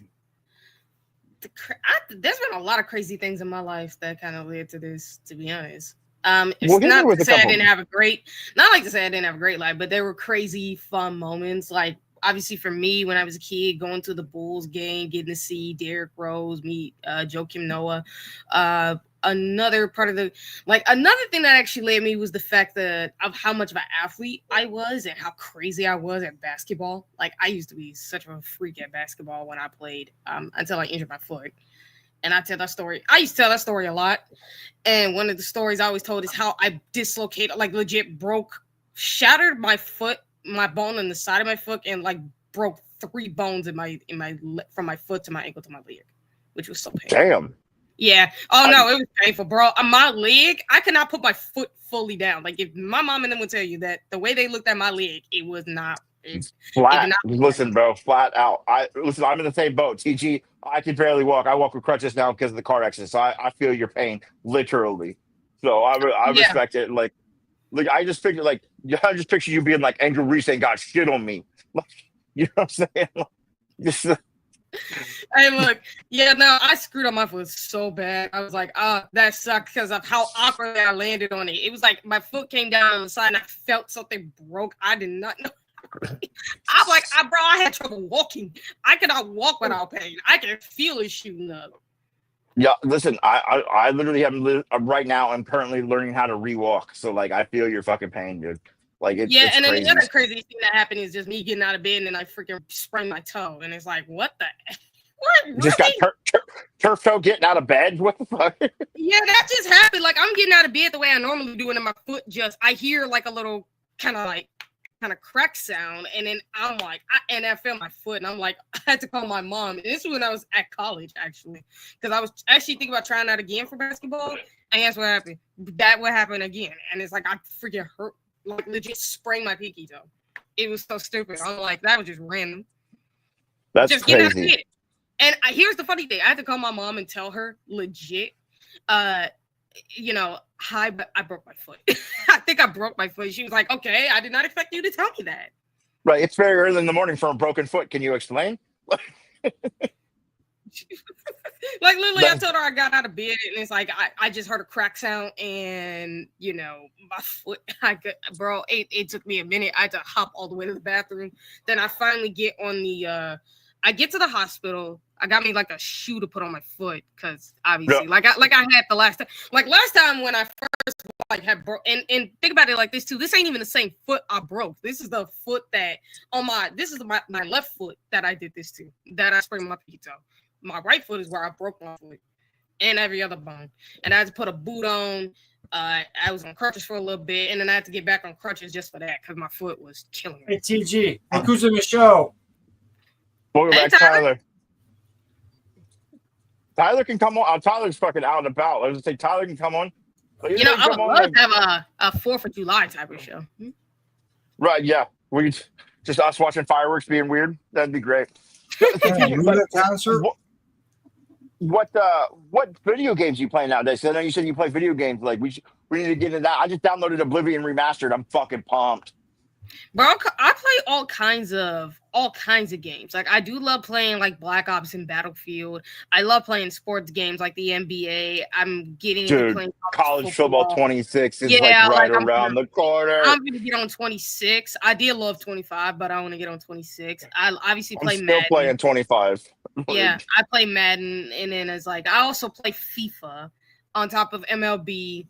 And countless other games too. NHL. Like I play all kinds of like sports games, cut for the fun of it. I play all kinds of games, the shooting games, especially the action games, the hero games. Like I love playing those type of games. But it's like my favorite games. I mean, like the sports and the action type. TG, I got a question for you. This is usually a steely question, so I'll ask it. What is your favorite food? My favorite food. Ooh, my favorite food. I would have to say is pizza. What do you like? What kind of pizza? Chicago style, New York style, regular style, Detroit style? Because you're from Chicago. I know you might be a deep dish girl. I'm not. Deep dish is gross, but whatever. Oh, that's you, because I do love deep dish. But like the way I do like my pizza is with pepperoni and with cheese, especially. Like I love a lot of cheese. Extra cheese, yeah. Pepperoni and sausage. Sausage, Nice. Okay. Yeah, and I then like you pepperoni and ground beef. Yeah, and then you add on some little toppings, like you add the Parmesan cheese, and sometimes I red the red crumbles. The crushed red pepper flakes. Yeah, I love those. Yo, Parmesan top tier on fucking pizza though. That's the secret move. People don't sauce, know. Man. Like the garlic sauce you get from I love from Papa John's. Throw a little bit of that garlic butter on there. Oh yeah. Yeah, listen, I love that. Yep. Listen, Parmesan cheese and garlic butter. Woo-hoo-wee. Every now and then some cheese. Some cheddar cheese. Yeah, I'm hungry. Steely likes the extra sausage. Yeah, we hear you. We hear you, sausage boy. Yeah. Okay. I'm not like pineapple on his pizza, if you know what I mean. Yeah, I'm not gonna lie. Like I love I don't mind like New York. I've tried New York, Chicago, Detroit, Philly. Like I've tried a lot of different style pizzas. I love these type of styles in their own right. They all have something different. They all have something good. Like I said, I do love deep dish piece of the meat, bro. Especially with how they make it. It'd be so delicious to me. Yeah, you were raised around that. Like, you know what I'm saying? I get it. Like, I get it. It's a thing. I mean, you're from that area. Like, how about this? What's your favorite fucking movie? Because we didn't get you here. You weigh in on the movie thing. Like, what's your favorite movie all time? All time. Ooh, my favorite movie all time. Well, my favorite movie of all time was actually one that involved, I forget the name of it, but it was this kid who got taken in by like a white family and ended up being raised by them to go from a kid that was broke on the street that came from an abusive household to becoming an NFL star. He still is to this day. The Blind Side? I think that's it. I think The Blind Side, that was my favorite one because it was such a true, awesome story, and it was so amazing. I'm like very emotional too. Well, I heard that's a bullshit story. He actually sued the family, so. Oh, yeah. Another one of my favorite movies growing up though was that was so close to passing it because I was growing up watching it was The Lion King back like the 94 that came in because when the Disney regular one. Yeah, the Disney one. I love that one. That one's so awesome. I loved it. Like the Disney movies actually are some of my favorite like movies of all time. Like I'm not gonna lie, the top 10 and then some Nickelodeon movies too. We could go top 10 Disney movies sometime, Tony. That'd be we could go top 10 Disney movies sometimes. We'll circle back to the movies. Disney characters. Disney has some great movies. Same with Nickelodeon. I actually love Nickelodeons too. But it's like those movies since I was a kid and even to this day I still watch because of how much like it brings me back to my childhood. It's magic to watch. It really was. No, listen, I just got some Cruella de Vil socks, like Disney villain socks. I have a penchant for like vanity socks, and so like my mom and my aunt find all these vanity socks for me. We were out shopping the other day, and literally I found some, and I found Powerpuff Girl socks. Cause shout out Bubbles on my chest. That's my girl. And then I got a Wolverine socks. It's just like half a Wolverine's mask. It's dope. And then I got Cruella de Vil socks, and then Ring Pop socks. So like they were dope though. It was a good haul. They were like $1 a piece. They were sick. Dude, at the Dollar Tree, they have them. I got my. That's where we got them. Tootsie Roll socks, some double bubble socks. If you saw Lacey put it in our group chat, she got South Park socks. She had Kirsten. Of course she did. That was totally badass. Shout out to Lacey. Her and Kirsten love South Park. Just like I love Kirsten the other day, South Park. just watched South Park. Shout out South Park for sure. Matt Stone and Trey Parker. Their first Christmas special, by gosh, masterpiece. Top tier for sure. Funniest thing I've ever seen in my life. Oh, it Well, is. shit, we got any more questions for TG, guys? Like fucking, I mean, you got anything you want to get out, TG? Anything that's weighing on your chest other than like you fucking hate Michigan? Other than that, is just that I can't wait because I always want to like talk about, because I'm just such a sports nerd where I love talking about, like, as much as I love talking about the Buckeyes, I love talking sports in general. What's your favorite What sport? about Football? There you go. And it's College like, football and or I love NFL? NFL for me. I love college football. Don't get into it. Hey, look. Let me say this. Shots I fired. love college football. College football is actually my 1B to NFL 1A. It's like they're both number one for me. I respect it. But I it's respect 1A, it. 1B. And I do love watching the NFL. I love breaking down like all kinds of stuff. It's super fun. Wild Tyler appears. Tyler, hey. Tyler, our brother, our missing man. Tyler, He reemerges from the honeymoon darkness. What's up, brother? What's up? Guys, I just look, he's got that glow. You know what happened on the honeymoon? Yeah, he conceived a child on that honeymoon, baby. He broke his cherry. Woo! He's good with the work now. He's glowing. He's smiling. He's glowing. Look at him. He's almost. He can't even talk. Guys. He can't even talk. Singing a song and jumping around. I tell you. Look how happy. I just saw Luna too, guys. We love you, Tyler. Oh yeah, he just left the Ludacris concert, dude. Tell us about Luda. Hit us with it. He played the hits. It was fucking lit. It was fucking lit. Everyone was going ape shit. Everyone was happy at seeing Luna. Oh my god, that's the happiest I've ever seen the Army. Dude, did you take your shirt off and start swinging it over your head? I mean, he got all the ladies Bitch, jumping. get out the way. And that was it. And then after that was the fireworks display, because we had an early fireworks display for 4th of July. Damn, I lost my voice. That's the happiest I've ever seen. Too. I guess, dude. Like he's hitting home runs now. He's getting laid, getting married, going to see Luda, seeing fireworks. Tyler's out here living his best fucking Tony, life. I also saw the president too. You saw what? I saw the president too. I told Sean about that. Oh remember? yeah, he saw the president. President came to visit the Army. For the Army's 250th birthday too. 250th birthday to the Army. Happy birthday to the Army and shout out Army. Everybody who Shout out has to Army. served. Shout out Tyler, man. They serving like Tyler's wife and everybody that served like Tyler. And if there's anybody else in the chat that served this great country, I don't care if it's Army, Navy, Marines, Air Force, Coast Guard, National Guard. Thank you.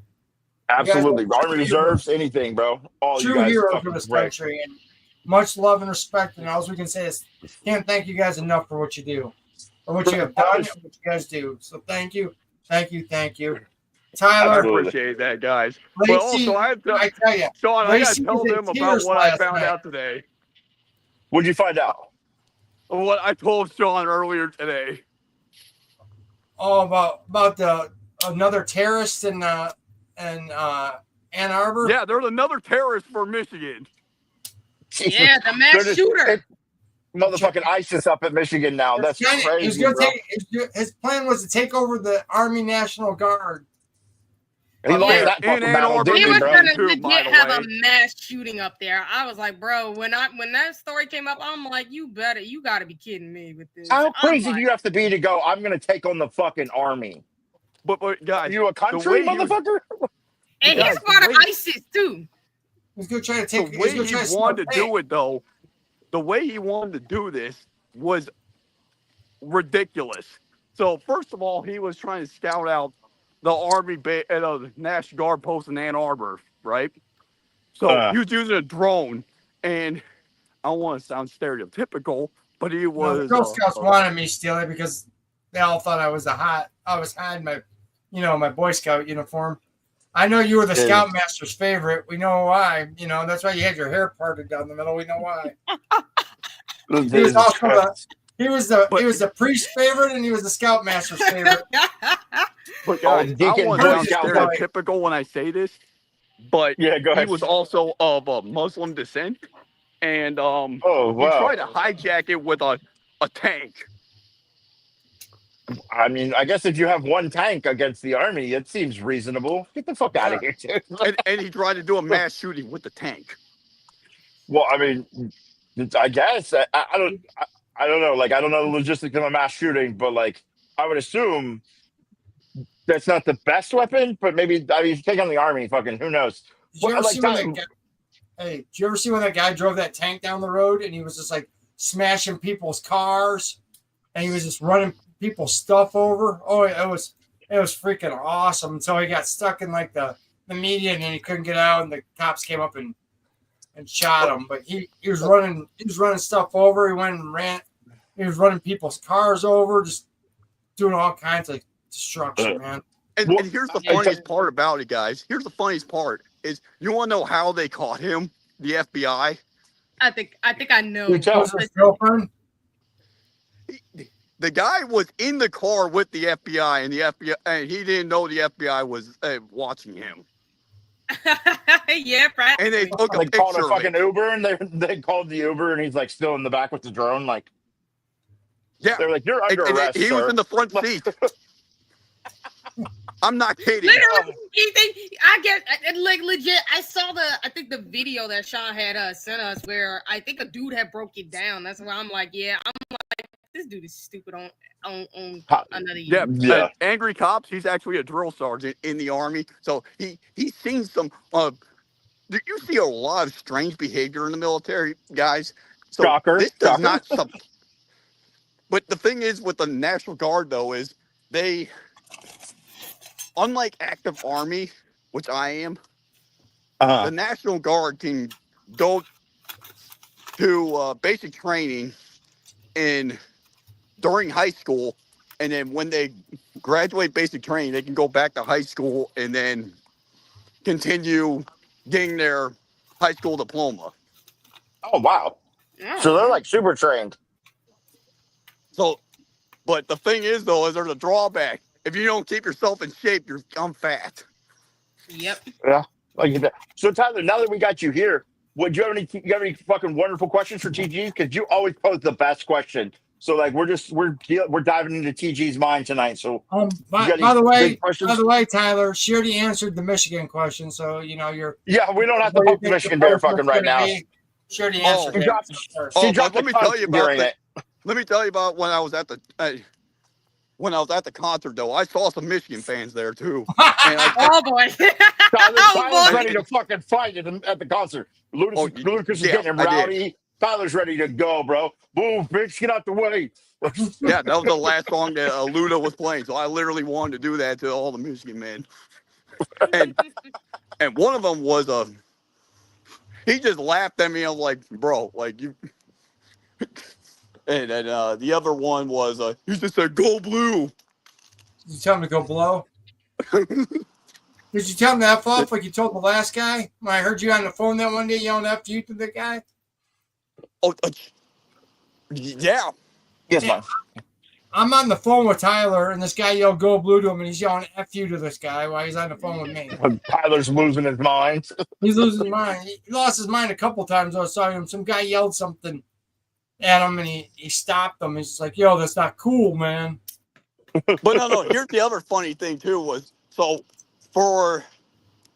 they're presenting all the states of flags because that's what they do for the army. They present all the flags of the United States and individually one by one, and then it comes to Michigan and I didn't know that this is actually the name of their state. It's the Wolverine State.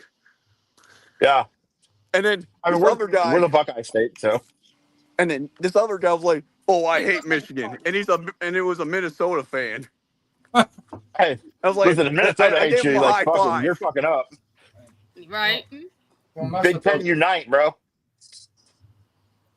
Well, sounds like you're fucking out there killing it, Tyler. You fucking having a good time. Like, fucking no magical questions for PG. Fucking, you listen. You can regale us with honeymoon stories. I want the rundown, bro. Hey, where did you go for your honeymoon? Oh, we went 2 hours away in the middle of fucking nowhere.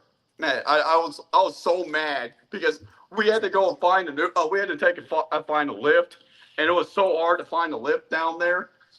It was like, because it's in the middle of fucking nowhere. Well, what's the name of middle of fucking nowhere? Right, is that the actual town name? No, I'm just saying it was. Well, we want to know why'd you go there for your honeymoon? Because we wanted to go to somewhere nice and relaxing, Right. instead of Fort Bragg. Oh, by the way, Sean, Steely did respond to your thing saying you sold the most cookies every year. Every year, bro. That's you. Tag-alongs for days, motherfucker. Tag-alongs are so good. I'll die on that hill. Steely's just happy he's the favorite, the favorite altar boy. You know, he's number one altar boy for 6 years. Power of Christ compels you. I'm telling y'all should be in our group. I'm telling y'all should be like Tyler and Sean. Tyler's already part of it, so he knows. But Tony, a lot of y'all should be part of the group chat because it'd be funny in there, especially watching like Sean and Steely be going at each other. It'd be the funniest. I already know, dude. I already know. It's like my mentally disabled grandfather. You know, I feel bad picking on him because he's old and disabled. But you know, you gotta do what you gotta do. Sometimes you just gotta smack a hoe. You know what I mean?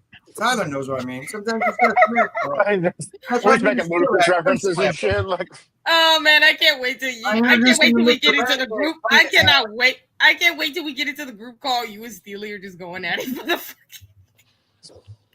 I tell you what, ridiculous. One thing I will say about Steely is he is the most loyal dude that you'll ever meet.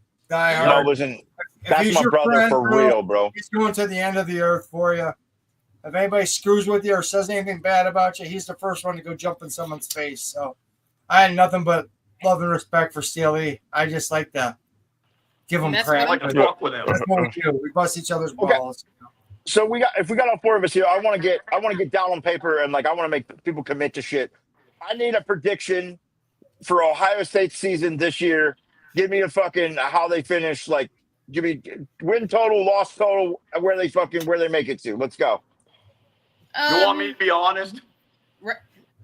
Well, I would expect nothing fucking less. When I say this, the only team that's going to stop Ohio State is Ohio State. True.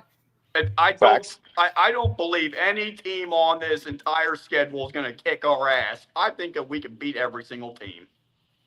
We absolutely can. I will say the Texas game is the one where I'm like, we could lose that game. Penn State, we're going to beat. Michigan, we should beat. What about Texas Illinois? Illinois is the game that I think we stumble on because I think no matter how good our team is, we always play shitty there. It's just a shitty place to play.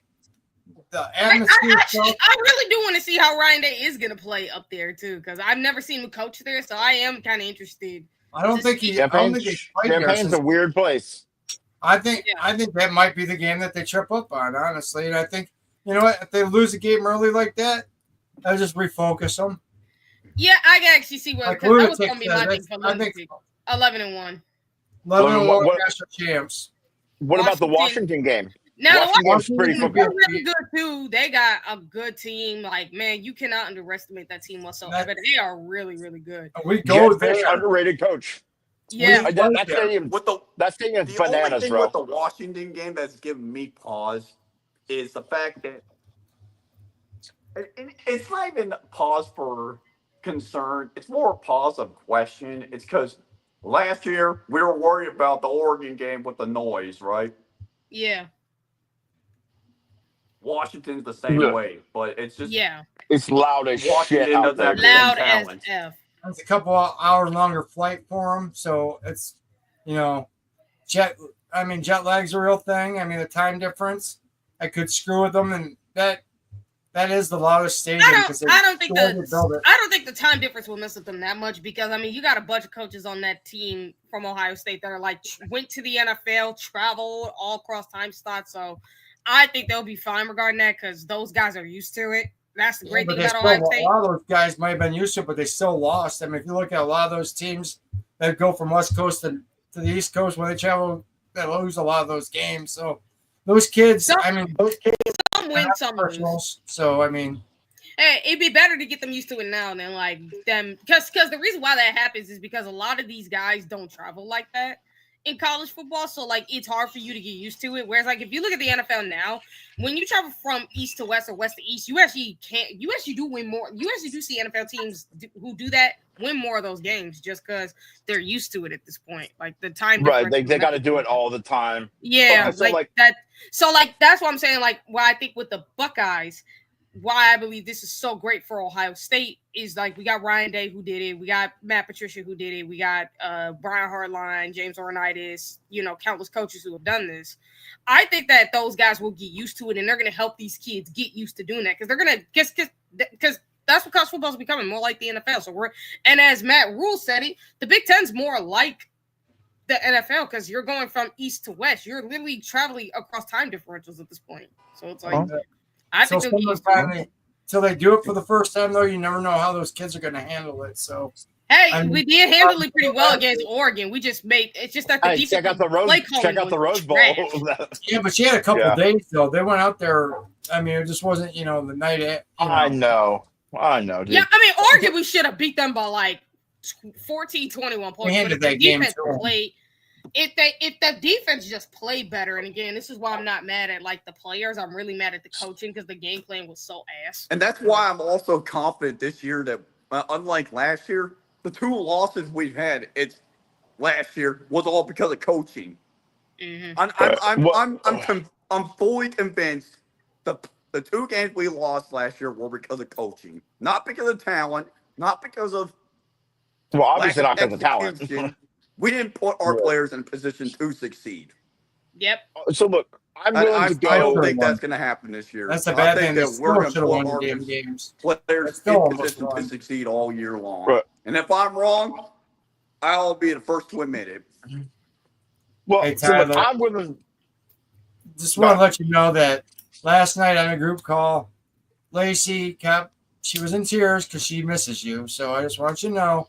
Make sure you text Lacey and tell her hi because she truly did miss you, and we all missed you. And we're glad you're back and you got your phone fixed and you had a great time on your honeymoon. I don't know what that is. Ooh. Oh, we must have lost Tyler. I think it was the internet because I could tell. Hopefully, his was. Wife probably smacked him up a little bit, but get off the phone, stupid. Yeah, what are you doing? Tell him where we went. That was a secret where we were at. Right, you like, know about our secret compound? Right. She's like, what are you doing on the phone? Are you on your phone with your stupid friends? Get off the fucking phone. Hey, Troy called the call-in show. He called the call-in show on his honeymoon. Yeah, Troy actually said it best in the Michigan game. That I think that was actually one of the bigger reasons as to why we lost. Is like Will definitely did his bell rung in that Michigan. And this is why I will forever I hate the targeting penalty because it's like we got 3 freaking targeting calls, and the one time our players get hit in the head, it never gets called. The one time it did was 2020. That was the last time a targeting penalty got called. It's because Justin got hit in the ribs. But when our players we only had one fucking holding call to go our way fucking defensively last year. Oh my gosh. Yeah. Bananas. One, bro. One at the end of the season. But look, so here's my prediction. I'm willing to go, and this might be a hot take. I think the one time we trip up is we're going to play a close game, very similar to Oregon's with Texas. And people are going to think the sky's falling. But I think when we play Michigan, that's when we kind of hit our stride and we go up there and we put balls to the wall, and then we go into the playoff. And we go into the Big Ten championship and the playoff, and we smack shit around. And it's like we just extended out a game from last year. We go into the Big Ten championship, and it's full throttle because we're going to go up to show Michigan. Like I think that's where Julian Sand gets his confidence is in the Michigan game. That's where his glow up comes is the Michigan game. I'm gonna say this, and real quick, Lunatic. I know you weren't invited to our last call yesterday, but if you want to come in, I'll make sure to tell Sean to. I blame Sean. Absolutely, blame Sean. Hey, do you want me to call you at 12 at night? We can. I mean, it's no problem. Yeah. Because Sean calls me at all hours of the night. No fucks given. But I'm sorry, Lunatic. But I will say. But I will say this is when it comes down to the game, I've already broken the myth of the run game and how the Ohio State, how it's like, oh, the team that wins in the running game is the team that wins the game, and I've completely debunked that myth. Like, that's completely untrue. That is completely no, it's not. But when I text Steeler told me not to call you, so I mean that's just how it is. so TG, are you going undefeated? Like are you going undefeated national championship, or how are you going? I might actually go 11-1 because I do think they'll probably lose like one game. I am going to call something here, though, guys. I'm going to predict something. I'm not saying we're going back to back, guys. No, I'm not. I'm saying we are going to three-peat. Because I think the way this team is built. Way too early predictions with Sean Schrock. But I predicted Ohio State and ND in the national championship game. I was the one that predicted that. That's true. For everybody else. So I'm calling this because next year's team is going to be even better than this year's team. It's going to be even crazier. So I'm saying it this year it's going to take us a little bit, guys. Don't freak out too much. Yeah. It might be a little rocky with Julian, at the helm to start out. But I think by the time we hit Michigan, like Tony said, we're going to be hitting our stride. And that's the way you want to be. At the end of the year, you want to be peaking. You don't want to peak too early, and you don't want to peak in the middle. You want to peak at the end. Yeah, that's actually what I love about the Buckeyes 2024 season is we peaked at the right time. I think it's going to be the same way in 2025, where I think we start peaking around the playoffs. Like, we're going to peak at that point. And I think 2026, just think about it, too. We're talking about, 2025 is going to be a good team, and I think they are. But 2026 is where I think we're going to see the best of this team. I think the best of this team is definitely 26. I agree. I think 2026 is going to be, an all-time great team. I think, we thought 2024 was going to be that team. I think 2026 is going to be the team that's going to be the all-time great. Yeah, 2024 is one of the all-time great teams because they accomplished something that will never be. Again, the greatest championship run in history. You're never going to hear anybody else say that. But I'm not going to lie. If this 2026 team can go because here's what will really make them one of the greatest of all time. If they can go, if they could go undefeated without playing their bet, fully, because I think they could actually in 2026, they could actually go undefeated without playing their best, actually peaking, and then they peak in the playoffs to start beating everybody. I think that's what they can do. They just go 11-1, they're just destroying everybody. Still, you're one of the greatest teams of all time. But if they could go undefeated, it would be even better. I would love for that. Undefeated national championship in this day and age, especially with the expanded college playoff, might be a thing of the past, but we'll see. Look, though, if you manage to pull that off with this 12-team playoff, it's actually more impressive than any undefeated. You're gangster for real. Yeah, that's actually better than any 4-team national champions because it was much easier if you were in the 4-team playoff to get to the Natty and win the Natty versus where it is in 12-team playoff because you're on against some of the best teams. It's not it's not a juggernaut. It's even Steven, it's parity across the board, which benefits Ohio State probably better than anyone else. That is even Steven. You ain't got to go up against no juggernaut. You probably are the juggernaut of this day and age because you're the only team that can stay consistent. So to me, I think that this is the team that could, if they do manage to do that, they will go down as one. I would say that goes down as the greatest undefeated team of all time because you did it against the best of the best, and you did it in a much tougher, much better playoff system. You did. Totally agree. Right. Hey guys, I gotta get going. I gotta get up early to go get my daughter. So happy birthday. Thanks. Love you, my friend. I hope today was awesome for you. Yeah, we've been 220, so happy birthday, TJ. Everybody that was in here tonight, thank you for doing that. What a surprise, TG, and I hope today was great for you, girl. You deserve it. Couldn't ask for a better partner in crime and kicking some Wolverine butt and doing the interviews we do. So you're a great friend and you're like my little sister, and I will always look out for you. So for sure, your family, TG. Family, TG. I always do. Thank you. All right, kids. Okay. Good night, everybody. I love everybody. We will end the TG birthday bash like this. I hope you were surprised. We put this together yesterday, so I'm glad it came together. But like, I'm super happy. Happy fucking birthday. I hope it's the best gift we could try to give you. You know what I'm saying? We love you. And on the podcast, like I always do, like, if fucking at the end of the day, like if somebody yells out OH, you yell out IO, be nice to people, go listen to good music, find metal music, find interesting people like TG and talk to them, tell them you love them. All right, so OH. IO. 1 minute. It's 10:19 and Michigan still sucks, people. God damn right, One more kids. time, All Tony. right. Hit it. Yep. God Really? damn. All right, we love you, kids. We're out. Say it one Yeah. more time, Tony.